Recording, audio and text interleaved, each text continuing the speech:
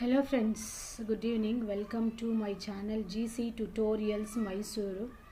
So ಇವತ್ತಿನ ಸೆಷನ್ನಲ್ಲಿ ವಿಭಕ್ತಿ ಪ್ರತ್ಯಯಗಳು ಅನ್ನೋ ಒಂದು ಹೊಸ ಕಂಟೆಂಟ್ನ ತಗೊಂಡು ಬಂದಿದ್ದೀನಿ. ಸೊ ಈಗ ಆಲ್ರೆಡಿ ನಮ್ಮ ಚಾನಲ್ನಲ್ಲಿ 6ರಿಂದ 10ನೇ ತರಗತಿಯ ಕನ್ನಡ ಪದಗಳ ಅರ್ಥ ಪ್ಲೇಲಿಸ್ಟ್ ನಿಮಗೆ ಸಿಗುತ್ತೆ. ಸೊ ಯಾರೆಲ್ಲ ಇನ್ನೂ ಅದನ್ನು ನೋಡಿಲ್ಲ, ಸೊ ಆ ಪ್ಲೇಲಿಸ್ಟನ್ನ ನೋಡಿ ನಂತರ ವಿಭಕ್ತಿ ಪ್ರತ್ಯಯಗಳನ್ನು ನೋಡಿ. ಸೊ ಇದುವರೆಗೂ ನಮ್ಮ ಚಾನಲ್ನ ಯಾರು ಸಬ್ಸ್ಕ್ರೈಬ್ ಮಾಡದೆ ನೋಡ್ತಾ ಇದ್ದೀರಾ, ದಯವಿಟ್ಟು ಒಂದು ಲೈಕ್ ಮಾಡಿ, ಶೇರ್ ಮಾಡಿ, ಸಬ್ಸ್ಕ್ರೈಬ್ ಮಾಡಿ, ಬೆಲ್ ಬಟನ್ನ ಹಿಟ್ ಮಾಡಿ. ನಾವು ಮಾಡೋವಂಥ ಎಲ್ಲ ವೀಡಿಯೋಸ್ ನೋಟಿಫಿಕೇಷನ್ ಕೂಡ ನಿಮಗೆ ಬಂದು ತಲುಪೋದಕ್ಕೆ ಉಪಯೋಗ ಆಗುತ್ತೆ. ಸೊ ಇದಷ್ಟೇ ಅಲ್ಲದೆ, ಕನ್ನಡ ಅಷ್ಟೇ ಅಲ್ಲದೆ ಇಂಗ್ಲೀಷ್ ಆಗಿರ್ಬೋದು, ಸೈನ್ಸ್ ಆಗಿರ್ಬೋದು, ಅಥವಾ ಇಂಗ್ಲೀಷ್ ಗ್ರಾಮರು, ಕಂಪ್ಯೂಟರು, ಸೋಷಿಯಲ್, ಈ ಥರ ಯಾವುದೇ ಸಬ್ಜೆಕ್ಟು ನಿಮಗೆ ಬೇಕಿದ್ರೂ ಕಮೆಂಟ್ ಮಾಡ್ಬೋದು. ಸೊ ಕನ್ನಡ ಹಾಕ್ತಿದ್ದಾಗೆ ಸೈನ್ಸನ್ನ ತೊಗೊಳ್ತೇನೆ. ಸೊ ಕಾಂಪಿಟೇಟಿವ್ ಎಕ್ಸಾಮ್ಸ್ಗೆ ಬೇಕಾಗಿರೋವಂಥ ಸೈನ್ಸ್ ಕಂಟೆಂಟ್ನೂ ಕೂಡ ಮಾಡೋದ್ರಲ್ಲಿ ಇದ್ದೇನೆ. ಸೊ ದಯವಿಟ್ಟು ಯಾರಿನ್ನೂ ಸಬ್ಸ್ಕ್ರೈಬ್ ಮಾಡದೆ ವಿಡಿಯೋನ ನೋಡ್ತಾ ಇದ್ದೀರಾ, ಮಾಡಿಕೊಂಡು ವೀಡಿಯೋಸ್ನ ನೋಡಿ ಸಪೋರ್ಟ್ ಮಾಡಿ. ಸೊ ನಮ್ಮದು ಹೊಸ ಚಾನಲ್ ಆಗಿರೋದ್ರಿಂದ ನಿಮ್ಮ ಸಪೋರ್ಟು ನಮಗೆ ಬೇಕೇ ಬೇಕು. ಸೊ ದಯವಿಟ್ಟು ಸಬ್ಸ್ಕ್ರೈಬ್ ಮಾಡ್ಕೊಂಡು ಸಪೋರ್ಟ್ ಮಾಡಿ. So let's move on. So ವಿಭಕ್ತಿ ಪ್ರತ್ಯಯಗಳು. ವಿಭಕ್ತಿ ಪ್ರತ್ಯಯಗಳು ಅಂದರೆ ವ್ಯಾಕರಣದ ಒಂದು ಪ್ರಮುಖ ಅಂಗ ಇವು. ಯಾವುದು? ವಿಭಕ್ತಿ ಪ್ರತ್ಯಯಗಳು. ಸೊ ವಿಭಕ್ತಿ ಪ್ರತ್ಯಯ ಕೊಡದೇ ಇರೋವಂಥ ಎಕ್ಸಾಮ್ಸ್ ಯಾವುದೂ ಇಲ್ಲ. ಸೊ ಎಲ್ಲ ಎಕ್ಸಾಮ್ಸಲ್ಲಿ ಈಗ ಆಲ್ರೆಡಿ 6ರಿಂದ 10th ಕೂಡ ವಿಭಕ್ತಿ ಪ್ರತ್ಯಯ ಅನ್ನೋ ಒಂದು ಕಂಟೆಂಟ್ ಇದ್ದೇ ಇದೆ. ಸೊ ಹಾಗಾಗಿ ಯಾವುದೇ ಥರ ಎಕ್ಸಾಮ್ಸು ಕಾಲಾಗಲಿ, ಗ್ರೂಪ್ ಸಿ ಎಕ್ಸಾಮ್ಸ್ಗಳು ಲೈಕ್ ಈಗ FD ಆಗಲಿ, SDA ಆಗಲಿ, ಅಥವಾ ನಿಮ್ಮ VAO ಎಕ್ಸಾಮ್ ಕಾಲ್ ಆಗಿತ್ತು, PDO ಎಕ್ಸಾಮ್ ಕಾಲ್ ಆಗಿತ್ತು. ಸೊ ನೆಕ್ಸ್ಟು ಬರೋ ಅಂಥ ಕರ್ನಾಟಕ TET ಎಕ್ಸಾಮ್ಸ್ ಆಗಿರ್ಬೋದು, ಅಥವಾ GPSTR, HSTR, PHTR exams, PSI exams, ಯಾವುದೇ ಎಕ್ಸಾಮ್ಸ್ ಕಾಲ್ ಆದ್ರೂ ಕೂಡ ಈ ವಿಭಕ್ತಿ ಪ್ರತ್ಯಯಗಳು ಅನ್ನೋ ಒಂದು ಕಂಟೆಂಟ್ ಇದ್ದೇ ಇರುತ್ತೆ. ಸೊ ಅದರಿಂದ ದಯವಿಟ್ಟು ಯಾರು ಸಬ್ಸ್ಕ್ರೈಬ್ ಮಾಡಿಲ್ಲ, ಸಬ್ಸ್ಕ್ರೈಬ್ ಮಾಡಿ, ಬೆಲ್ ಬಟನ್ನ ಹಿಟ್ ಮಾಡಿ, ವಿಡಿಯೋನ ನೋಡಿ. ಸೊ ನೆಕ್ಸ್ಟ್ ಬರೋಣ. ಈಗ ವಿಭಕ್ತಿ ಪ್ರತ್ಯಯಗಳು ಅಂದರೆ ವ್ಯಾಕರಣದ ಒಂದು ಪ್ರಮುಖ ಅಂಗ ಇದು. ಸೊ ಪ್ರತ್ಯಯ ಎಂದರೆ ಏನಿಲ್ಲ, ಸಂಸ್ಕೃತದಲ್ಲಿ ಒಂದು ಪದದ ಕೊನೆಗೆ ಸೇರುವ ಕೆಲವು ಅಕ್ಷರಗಳ ಗುಂಪು ಅಷ್ಟೇ. ಪ್ರತ್ಯಯ ಎಂದರೆ ಸಂಸ್ಕೃತದಲ್ಲಿ ಒಂದು ಪದದ ಕೊನೆಗೆ ಸೇರುವಂಥ ಕೆಲವು ಅಕ್ಷರಗಳ ಗುಂಪನ್ನು ಪ್ರತ್ಯಯ ಎನ್ನುತ್ತೇವೆ. ಸೊ ಅಕ್ಷರಗಳ ಗುಂಪು ಇವು ಆ ಪದದ ಕೊನೆಗೆ ಸೇರಿ ಅದರ ಅರ್ಥವನ್ನು ಮಾರ್ಪಡಿಸುತ್ತವೆ ಅಂತಂದರೆ ಚೇಂಜಸ್ ಮಾಡ್ತದೆ ಅಂತ, ಅರ್ಥಪೂರ್ಣವಾಗಿ ಮಾಡುತ್ತೆ. ಸೊ ಯಾವುದೇ ಒಂದು ಪದದ ಕೊನೆಗೆ ಸೇರಿದಾಗ ಆ ಪದದ ಅರ್ಥವನ್ನು ಮಾರ್ಪಡಿಸುತ್ತದೆ ಅಂತಂದರೆ ಚೇಂಜಸ್ ಮಾಡುತ್ತೆ ಅಂತ. ಇವು ಬರೀ ಒಂದು ಪದದ ಭಾಗಗಳು ಹೊರತು ಸ್ವತಂತ್ರ ಪದಗಳಲ್ಲ. ಇದು ಆ ಪದಗಳ ಒಂದು ಭಾಗ ಅಷ್ಟೇ, ಬಟ್ ಸ್ವತಂತ್ರವಾದ ಪದಗಳು ಅಲ್ಲ ಅನ್ನೋದನ್ನು ನೆನ್ಪಿಟ್ಕೊಳ್ಳಿ. This is very important. ಇದು ಸ್ವತಂತ್ರ ಪದಗಳಲ್ಲ. ಯಾವುದು ಸಂಸ್ಕೃತ ಪದಗಳ ಜೊತೆ ಕೊನೆಯಲ್ಲಿ ಸೇರಿ ಆ ಪದದ ಅರ್ಥವನ್ನು ಮಾರ್ಪಡಿಸುವಂಥ ಒಂದು ಅಕ್ಷರಗಳ ಗುಂಪನ್ನು ನಾವು ಪ್ರತ್ಯಯಗಳು ಅಂತ ಕರಿತೇವೆ. ಸೊ ನೆಕ್ಸ್ಟು ಅದಕ್ಕೊಂದು ಎಕ್ಸಾಂಪಲ್ ನಿಮ್ಗೆ ಅರ್ಥ ಆಗಲಿ ಅಂತ ಒಂದು ಮಾದರಿಯನ್ನು ಹಾಕಿದ್ದೀನಿ. ಎಕ್ಸಾಂಪಲ್ನ ತೇ ಅನ್ನೋದು ಒಂದು ಪ್ರತ್ಯಯ. ಸೊ ಇದು ಪ್ರತ್ಯಯ ಆಗಿದೆ. ಸೊ ಸಮಾನ ಅನ್ನೋದಕ್ಕೆ ತೇ ಅಂತ ಸೇರಿ ಏನಾಗುತ್ತೆ, ಸಮಾನತೆ ಅಂತ ಒಂದು ಅರ್ಥಪೂರ್ಣವಾದಂಥ ಪದವನ್ನು ಕೊಡುತ್ತೆ. ಸೊ ತೇ ಅನ್ನೋ ಪ್ರತ್ಯಯ ಸಮಾನ ಎನ್ನೋ ಪದದ ಜೊತೆಗೆ ಸೇರಿ ಏನಾಗುತ್ತೆ, ಸಮಾನತೆ ಅನ್ನೋ ಒಂದು ಅರ್ಥಪೂರ್ಣವಾದ ಪದವನ್ನು ಕೊಡುತ್ತೆ. ಸೊ ಅದೇ ಥರ ಇನ್ನೂ ಒಂದು ಎಕ್ಸಾಂಪಲ್ ಇದೆ. ಮಾನವೀಯ ಪ್ಲಸ್ ತೇ ಸೇರಿದಾಗ ಏನಾಗುತ್ತೆ, ಮಾನವೀಯತೆ ಎಂದು ಆಗುತ್ತೆ. ಸೊ ಈ ಪದದ ಕೊನೆಯಲ್ಲಿ ಸೇರಿರೋ ಅಂಥ ಪ್ರತ್ಯಯ ಆ ಪದಕ್ಕೆ ಒಂದು ಅರ್ಥಪೂರ್ಣವನ್ನು ಮಾಡಿಕೊಡುತ್ತೆ. ಸೊ ಅದರಿಂದ ಇದು ಒಂದು ಸ್ವತಂತ್ರ ಪದವಲ್ಲ. ಸೊ ಇರುವಂಥ ಪದಗಳ ಜೊತೆಗೆ ಸೇರುವಂಥ ಒಂದು ಅಕ್ಷರಗಳ ಗುಂಪು ಅಂತ ಹೇಳ್ತೀವಿ ಪ್ರತ್ಯಯ ಎಂದರೆ. ಸೊ ಇನ್ನೂ ಒಂದು ಎಕ್ಸಾಂಪಲ್ ಇದೆ. ಸರಳ ಪ್ಲಸ್ ತೇ ಸೇರಿ ಏನಾಗುತ್ತೆ, ಸರಳತೆ.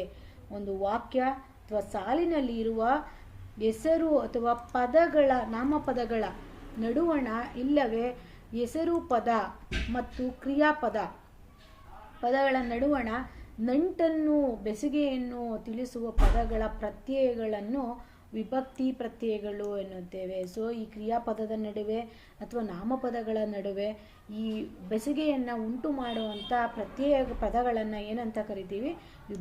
ವಿಭಕ್ತಿ ಪ್ರತ್ಯಯಗಳು ಅಂತ ಕರಿತೀವಿ. ಸಂಸ್ಕೃತದಲ್ಲಿ ವಿಭಕ್ತಿ ಪ್ರತ್ಯಯಗಳು ಅಂತ ಕರೆಯುತ್ತೇವೆ. ಸೊ ನೆಕ್ಸ್ಟ್ ಈಗ ವಾಕ್ಯ ರಚನೆ. ಈಗ ಸೆಂಟೆನ್ಸ್ ಫಾರ್ಮೇಷನ್ ಅಂತ ಕೇಳಿರ್ತಾರೆ, ವಾಕ್ಯ ರಚನೆ. ಸೊ ಸೆಂಟೆನ್ಸ್ ಒಂದು ಫಾರ್ಮ್ ಮಾಡಬೇಕು ಅಂತಂದರೆ we need subject, object, verb like ಅಲ್ವಾ. ಅದೇ ಥರ ಇಲ್ಲಿನೂ ವಾಕ್ಯ ರಚನೆ ಆಗಬೇಕು. ಒಂದು ವಾಕ್ಯ ರಚನೆ ಆಗಬೇಕು ಅಂದರೆ ಕರ್ತೃ, ಒಂದು ಸಬ್ಜೆಕ್ಟು, ಕರ್ಮ ಮತ್ತು ಕ್ರಿಯಾ, ಈ ಮೂರು ಸಬ್ಜೆಕ್ಟು, ವರ್ಬ್, ಆಬ್ಜೆಕ್ಟ್, ಈ ಮೂರು ಇದ್ದರೆ ಮಾತ್ರ ನಮಗೆ ಸೆಂಟೆನ್ಸ್ ಫಾರ್ಮೇಷನ್ ಆಗುತ್ತೆ. ಅದೇ ಥರ ಕರ್ತೃ, ಕರ್ಮ, ಕ್ರಿಯೆ ಪದಗಳು ಇದ್ದಲ್ಲಿ ಒಂದು ಅರ್ಥಪೂರ್ಣವಾದಂಥ ವಾಕ್ಯ ಆಗೋದಕ್ಕೆ ಉಪಯೋಗ ಆಗುತ್ತೆ. ಸೊ ಇದನ್ನು ನಾಮವಿಭಕ್ತಿ ಪ್ರತ್ಯಯವೆಂದು ಕರೆಯಬಹುದು. ಈ ಕರ್ತೃ, ಕರ್ಮ, ಕ್ರಿಯಾಪದಗಳ ನೆಲೆಯಲ್ಲಿ ಅರ್ಥವಾಗುವಂಥ ಅಥವಾ ಉತ್ಪತ್ತಿ ಆಗುವಂಥ ಒಂದು ಸೆಂಟೆನ್ಸ್ನ ಅಥವಾ ಒಂದು ವಾಕ್ಯವನ್ನು ಏನಂತ ಕರಿತೀವಿ? ವಿಭಕ್ತಿ ಪ್ರತ್ಯಯವೆಂದು ಕರೆಯುತ್ತೇವೆ. ಸೊ ಇದಕ್ಕೂ ಮುಂಚೆ ನೀವು ಇಲ್ಲಿ ಏನು ತಿಳ್ಕೊಳ್ಬೇಕು ಅಂದರೆ ಈ ಒಂದು ಟೇಬಲ್ನ ನೀವು ನೀಟಾಗಿ ಅರ್ಥ ಮಾಡ್ಕೊಳ್ಬೇಕು. ಇದು ಒಂದು ಟೇಬಲ್ ನೀವು ಕಲ್ತಿದ್ದೆ ಆದರೆ ನಿಮಗೆ ಯಾವುದೇ ರೀತಿ ಕ್ವೆಶನ್ನ ಈವನ್ 6th ಹಿಡಿದು 10th ಆಗಲಿ ಅಥವಾ ಕಾಂಪಿಟೇಟಿವ್ ಎಕ್ಸಾಮ್ಸ್ ಅಂತ ನಾನು ಏನು ಹೇಳಿದೆ, GPSTR, HSTR, ಯಾವುದೇ ಎಕ್ಸಾಮ್ಸಲ್ಲಿ ಕೇಳೋವಂಥ ಕ್ವೆಶನ್ಗೆ ನೀವು ಈಸಿಯಾಗಿ ಆನ್ಸರ್ ಮಾಡ್ಬೋದು ಅಂತ ಆದರೆ ಯಾವಾಗ? ಇದನ್ನು ಫುಲ್ಲು ಕಲಿತಾಗ ಮಾತ್ರ. ಸೊ ಇದನ್ನು ಯಾವ ಥರ ಕಲಿಬೇಕು? ಇದನ್ನು ಕಲಿಯೋದಕ್ಕೆ ಏನಾದರೂ ಶಾರ್ಟ್ ಮೆಥಡ್ಸ್ ಇದೆಯಾ? No, short methods, shortcuts ಅಂತ ಏನೂ ಇಲ್ಲ. ಸೊ ಈ ಫುಲ್ಲು ಟೇಬಲ್ನ ನೀವು ಬರೆದು ಕಲೀಲೇಬೇಕು. ಸೊ ಇದು ಕಲ್ತಿದ್ದೆ ಆದರೆ ನಿಮಗೆ ಕೊಡೋವಂಥ 1-2 ಮಾರ್ಕ್ಸ್ನ ಮಿಸ್ ಮಾಡಿದೆ ನೀವು 2 ಮಾರ್ಕ್ಸ್ನ ಫಿಕ್ಸ್ ಆಗಿ ಇಟ್ಕೊಳ್ಬೋದು ಈ ಟೇಬಲ್ನ ಕಲ್ತಿದ್ದೆ ಆದರೆ. ಈ ಟೇಬಲ್ ಇಲ್ಲಿ ಏನಿದೆ? ವಿಭಕ್ತಿಗಳು ಯಾವುದ್ಯಾವುದು, ಕಾರಕಾರ್ಥಗಳು ಯಾವುದ್ಯಾವುದು, ಹೊಸಗನ್ನಡದ ಪದಗಳು ಯಾವುದ್ಯಾವುದು, ಹಳಗನ್ನಡ ಪದಗಳು ಯಾವುದ್ಯಾವುದು, ಆ ಹೊಸಗನ್ನಡ ಮತ್ತು ಹಳಗನ್ನಡ ಪದಗಳನ್ನು ಈ ವಿಭಕ್ತಿ ಪ್ರತ್ಯಯಕ್ಕೆ ಸೇರಿದಾಗ ಬರುವಂಥ ಏಕವಚನ ಹೇಗಿರುತ್ತೆ, ಬಹುವಚನ ಹೇಗಿರುತ್ತೆ ಅನ್ನೋದನ್ನು ನಾವಿಲ್ಲಿ ನೋಡ್ತಾ ಹೋಗ್ಬೋದು. ಸೊ ಈ ಒಂದು ಟೇಬಲ್ ಏನಿದೆ 2 ಮಾರ್ಕ್ಸ್ನ ನಿಮಗೆ ಫಿಕ್ಸ್ ಮಾಡಿ ಕೊಡುತ್ತೆ. ಸೊ ಪ್ರಾಕ್ಟೀಸ್ ಮಾಡಿದಷ್ಟು ನಿಮಗೆ ಬೆಟರ್ ಆನ್ಸರ್ ನಿಮಗೆ ಸಿಗುತ್ತೆ. So practice makes man perfect ಅಂತ. ಸೊ ಪ್ರಾಕ್ಟೀಸ್ ಇಲ್ಲದೆ ಏನೂ ಮಾಡಲಿಕ್ಕೆ ಬರೋದಿಲ್ಲ. ಸೊ ಪ್ರಾಕ್ಟೀಸ್ ಮಾಡಿ ಈ ಟೇಬಲ್ನ ಕಲೀರಿ. ಸೊ ನೋಡೋಣ ಇಲ್ಲಿ ಏನಿದೆ ಅಂತ. ಪ್ರಥಮ ಅಂದರೆ ಇದರ ಕಾರಕಾರ್ಥ ಏನಾಗಿರುತ್ತೆ? ಕರ್ತೃ ಅಂತ ಆಗಿರುತ್ತೆ. ಸೊ ಇದರ ಹೊಸಗನ್ನಡದ ಪದ ಬಂದು ಏನಾಗಿರುತ್ತೆ? ಉ ಅಂತ ಇರುತ್ತೆ. ಪ್ರಥಮ ವಿಭಕ್ತಿ ಪ್ರತ್ಯಯದ ಹೊಸಗನ್ನಡದ ಪದ ಏನಾಗಿರುತ್ತೆ? ಉ ಅಂತ ಆಗಿರುತ್ತೆ. ಅದೇ ಹಳಗನ್ನಡದ ಪದ ಏನಾಗಿರುತ್ತೆ? ಮ ಅಂತ ಆಗಿರುತ್ತೆ. ಸೊ ಏಕವಚನ ರೂಪ. ಈಗ ಪ್ರಥಮ ವಿಭಕ್ತಿ ಪ್ರತ್ಯಯ ಉ ಸೇರಿದಾಗ ಯಾವುದಾದ್ರೂ ಒಂದು ನಾಮಪದಗಳ ಜೊತೆಗೆ ಸೇರಿದಾಗ ಏನಾಗುತ್ತೆ? ಏಕವಚನದ ರೂಪ ಬರೀರಿ, ಬಹುವಚನದ ರೂಪ ಅವ್ರು ಏನೇ ಕ್ವೆಶನ್ ಕೇಳಿ ನೀವು ಆನ್ಸರ್ ಮಾಡೋದಕ್ಕೆ ರೆಡಿ ಯಾವಾಗ ಆಗ್ಬೋದು ಅಂದರೆ ಈ ಟೇಬಲ್ನ ಕ್ಲಿಯರಾಗಿ ಕಲಿತಾಗ. ಸೊ ಈ ವಿಡಿಯೋನ ಪಾಸ್ ಮಾಡಿ ಟೇಬಲ್ನ ನೋಡಿ ನೀಟಾಗಿ ಕಲೀರಿ. ಸೊ ಅದರಿಂದ ಅವ್ರು ಕೊಡೋವಂಥ ಯಾವುದೇ ಕ್ವೆಶನ್ಸ್ನ ಕೂಡ ನೀವು ಆನ್ಸರ್ ಮಾಡೋದಕ್ಕೆ ರೆಡಿ ಆಗ್ಬೋದು. ಸೊ ಪ್ರಥಮ ಇದರದ ವಿಭಕ್ತಿಗಳ ಕಾರಕಾರ್ಥ ಬಂದು ಕರ್ತೃ ಆಗಿರುತ್ತೆ. ಹೊಸಗನ್ನಡದ ಪದ ಬಂದು ಉ ಆಗಿರುತ್ತೆ. ಹಳಗನ್ನಡದ ಪದ ಬಂದು ಮ ಅಂತ ಆಗಿರುತ್ತೆ. ಸೊ ಈಗ ಒಂದು ಏಕವಚನ ರೂಪ ಆಗಬೇಕು ಅನ್ನೋದಿದ್ರೆ ಒಂದು ನಾಮಪದದ ಜೊತೆಗೆ ಉ ಅನ್ನೋ ಅಕ್ಷರ ಸೇರಿದಾಗ ಏನಾಗುತ್ತೆ? ಏಕವಚನದ ರೂಪ ಆಗುತ್ತೆ. ಸೊ ಏನಾಯಿತು ಇಲ್ಲಿ? ರಾಮ ಪ್ಲಸ್ ಉ ಸೇರಿ ರಾಮನು ಅಂತ ಆಗಿದೆ. ಇದು ಏಕವಚನ ರೂಪ. ಅದೇ ಬಹುವಚನ ರೂಪ ಅಂತ ಅಂದಾಗ ಏನಾಗುತ್ತೆ? ರಾಮ ಪ್ಲಸ್ ಉ ಅಂತ ಸೇರಿದಾಗ ಏನಾಗುತ್ತೆ? ಬಹುವಚನ ರೂಪ ರಾಮರು ಅಂತ ಆಗುತ್ತೆ. ಸೊ ಈಗ ಹಳಗನ್ನಡವನ್ನು ಸೇರಿಸಿದಾಗ ರಾಮ ಒಂದು ನಾಮಪದಕ್ಕೆ ಹಳಗನ್ನಡ ಪದವನ್ನು ಸೇರಿಸಿದಾಗ ಏನಾಗುತ್ತೆ? ರಾಮ ಪ್ಲಸ್ ಮ ಅಂದಾಗ ಏನಾಗುತ್ತೆ? ರಾಮಂ ಅಂತ ಆಗುತ್ತೆ. ಅದೇ ಬಹುವಚನ ರೂಪ ಬಂದು ಏನಾಗುತ್ತೆ? ರಾಮರ್ ಅಂತ ಆಗುತ್ತೆ. ರಾಮರ್ ಅಂತ ಆಗುತ್ತೆ. ಸೊ ದ್ವಿತೀಯ ವಿಭಕ್ತಿ ಪ್ರತ್ಯಯ ಬಂದು ಏನಾಗಿದೆ? ಹೊಸಗನ್ನಡದ ರೂಪ ಅಕ್ಷರ ಬಂದು ದ್ವಿತೀಯ ಅದು ಹಣ್ಣು ಅಂತ ಆಗಿದೆ. ಅದರ ಕಾರಕಾರ್ಥ ಬಂದು ಕರ್ಮ ಅಂದರೆ ಕರ್ಮಾರ್ಥ ಅಂತ ಆಗುತ್ತೆ. ಸೊ ಅದರ ಅಳಗನ್ನಡ ರೂಪ ಒಂದು ಅಂತ ಆಗಿದೆ. ಸೊ ಈಗ ಒಂದು ರಾಮ ಅಂತ ಏನು ತಗೊಂಡಿದ್ದೀವಿ ನಾಮಪದ, ಅದಕ್ಕೆ ಅನ್ನು ಸೇರಿಸಿದಾಗ ಏನಾಗುತ್ತೆ, ಏಕವಚನ ರೂಪ ರಾಮನನ್ನು ಅಂತ ಆಗುತ್ತೆ. ಅದೇ ಬಹುವಚನ ರೂಪ ಅಂತ ಸೇರಿದಾಗ ಏನುತ್ತೆ, ರಾಮರನ್ನು ಅಂತ ಆಗುತ್ತೆ. ಸೊ ಅದು ನೆಕ್ಸ್ಟ್ ಬಂದು ಈ ಅಳಗನ್ನಡದ ರೂಪ ಅಂತ ಏನಿದೆ ಅದನ್ನು ಸೇರಿಸಿದಾಗ ಏನಾಗುತ್ತೆ, ರಾಮನಂ ಅಂತ ಆಗುತ್ತೆ.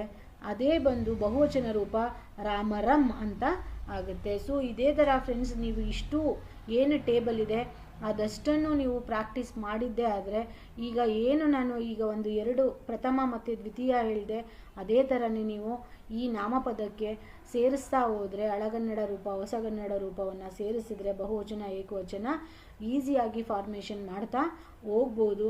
ಸೊ ನೀವು ಏನು ಮಾಡಬೇಕು ಅಂದರೆ, ಈ ಟೇಬಲ್ನ ನೀವು ಪ್ರಾಕ್ಟೀಸ್ ಮಾಡ್ತೀರೋ ಅಥವಾ ಬೈಹರ್ಟ್ ಮಾಡ್ತೀರೋ ಅದು ನಿಮಗೆ ಬಿಟ್ಟಿದ್ದು.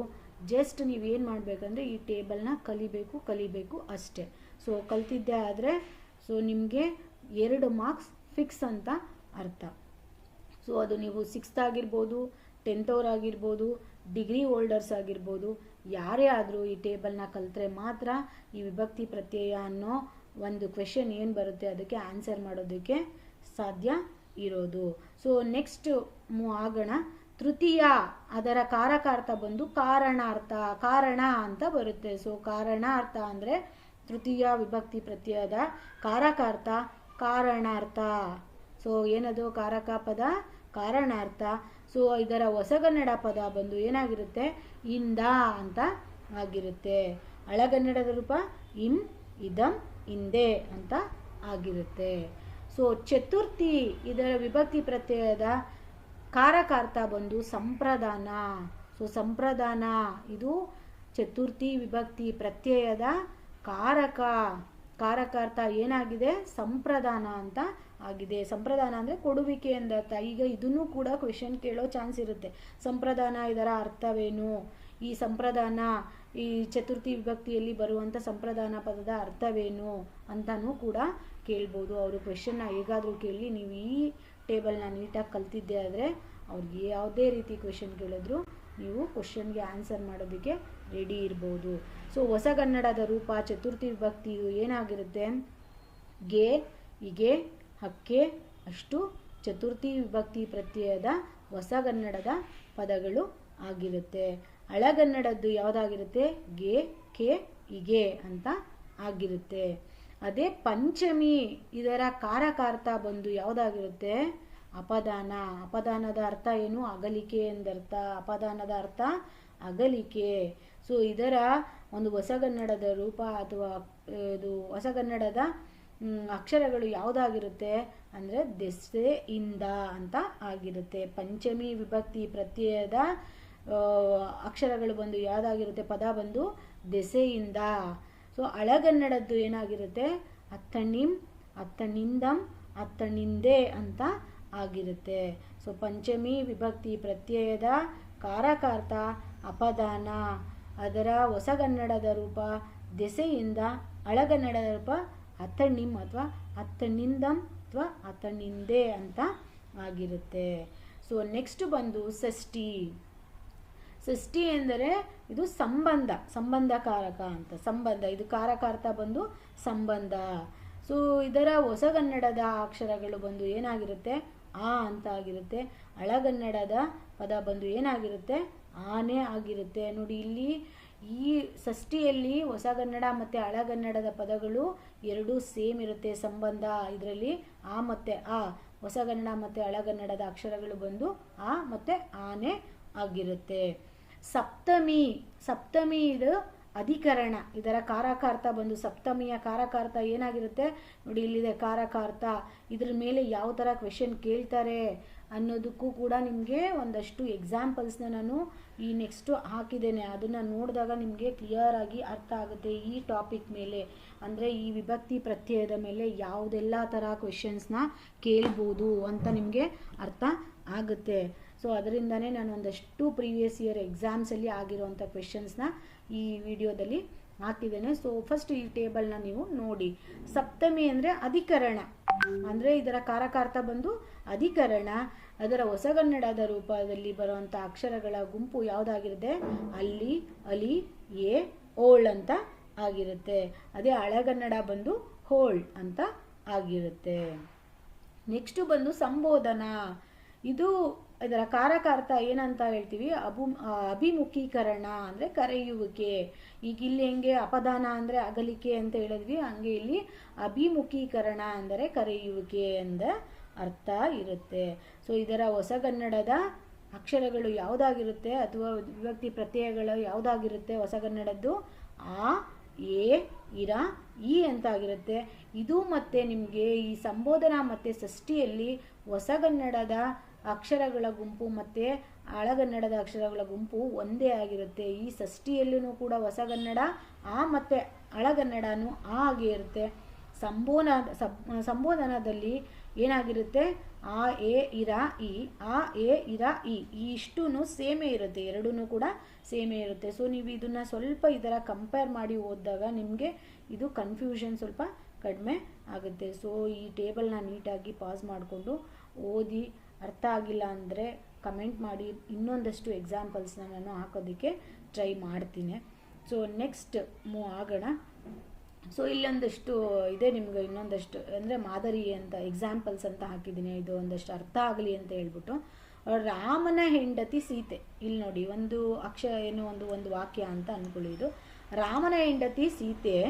ಇಲ್ಲಿ ರಾಮ, ಹೆಂಡತಿ ಮತ್ತು ಸೀತೆ ಈ ಮೂರು ಪದಗಳು ಪ್ರಕೃತಿ ಪದಗಳು. ಈ ಪದಗಳಿಗೆ ಪ್ರತ್ಯಯಗಳನ್ನು ಸೇರಿಸಿದಾಗ ಒಂದು ಆ ವಾಕ್ಯ ಅರ್ಥಪೂರ್ಣವಾಗುತ್ತೆ. ಸೊ ಈಗ ರಾಮನ ಹೆಂಡತಿ ಸೀತೆ, ಈ ವಾಕ್ಯದಲ್ಲಿ ಬರುವಂಥ ರಾಮ, ಸೀತೆ ಮತ್ತು ಹೆಂಡತಿ ಈ ಪದಗಳು ಏನಾಗಿರುತ್ತೆ? ಪ್ರಕೃತಿ ಪದಗಳು ಅಂದರೆ ನಾಮಪದಗಳು ಆಗಿರ್ತದೆ.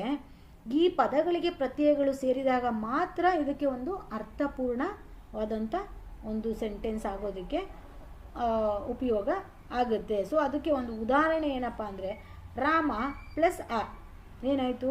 ರಾಮನ ಅಂತ ಆಯಿತು. ಈಗ ಆಲ್ರೆಡಿ ಇಲ್ಲಿ ನೋಡಿದ್ದೀವಿ, ಆ ಅನ್ನೋದು ಎಲ್ಲಿ ಬರುತ್ತೆ? ವಿಭಕ್ತಿ ಪ್ರತ್ಯಯ ಯಾವುದು ಅದು? ಆ ಅನ್ನೋದು ಎಲ್ಲಿದೆ? ಷಷ್ಠಿಯಲ್ಲಿದೆ. ಷಷ್ಠಿ ವಿಭಕ್ತಿ ಪ್ರತ್ಯಯ ಯಾವುದು? ಆ. ಸೊ ಇಲ್ಲಿ ನೋಡಿ, ರಾಮ ಪ್ಲಸ್ ಆ ಸೇರಿ ಏನಾಯಿತು? ರಾಮನ ಅಂತ ಆಗುತ್ತೆ.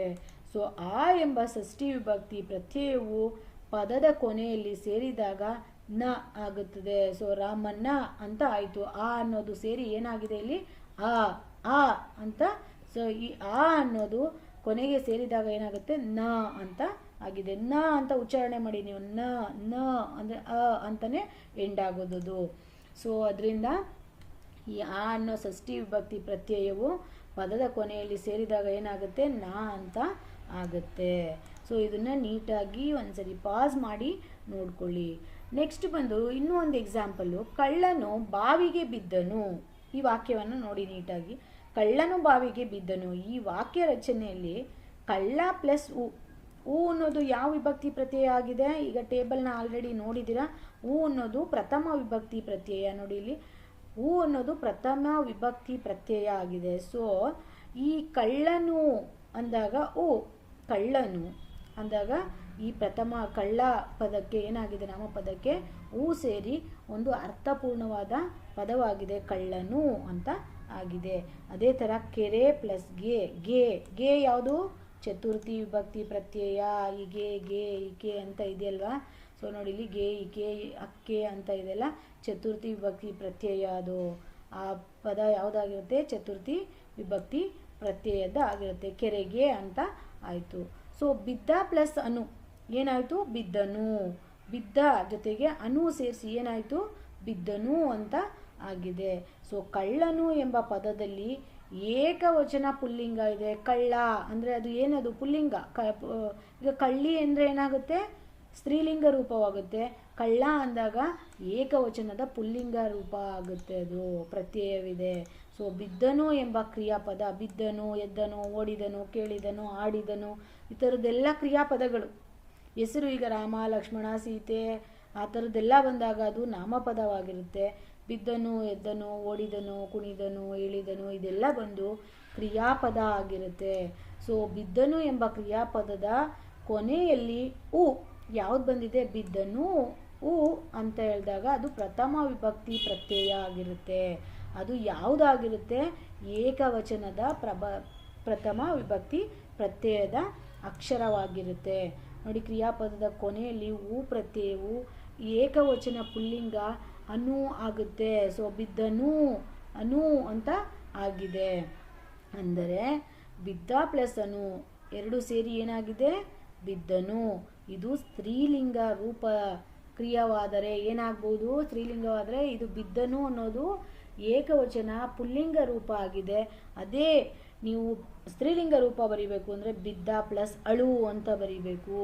ಯಾಕೆಂದರೆ ಸ್ತ್ರೀಲಿಂಗಕ್ಕೆ ನಾವು ಅಳು, ಈಗ ಇಲ್ಲಿ ಪುಲ್ಲಿಂಗದಲ್ಲಿ ಅನು ಅವನು ಇವನು ಅಂತ ಹೇಳ್ತೀವಿ. ಅದೇ ಇಲ್ಲಿ ಸ್ತ್ರೀಲಿಂಗ ಅಂತ ಹೇಳಿದಾಗ ಅವಳು ಇವಳು ಅಳು ಅಳು ಅಂತ ಸೇರಿಸ್ತೀವಿ. ಸೊ ಈ ಬಿದ್ದ ಪ್ಲಸ್ ಅಳು ಸೇರಿ ಏನಾಗುತ್ತೆ, ಸ್ತ್ರೀಲಿಂಗ ಏಕವಚನದ ಸ್ತ್ರೀಲಿಂಗ ಕ್ರಿಯಾಪದ ಆಗುತ್ತೆ.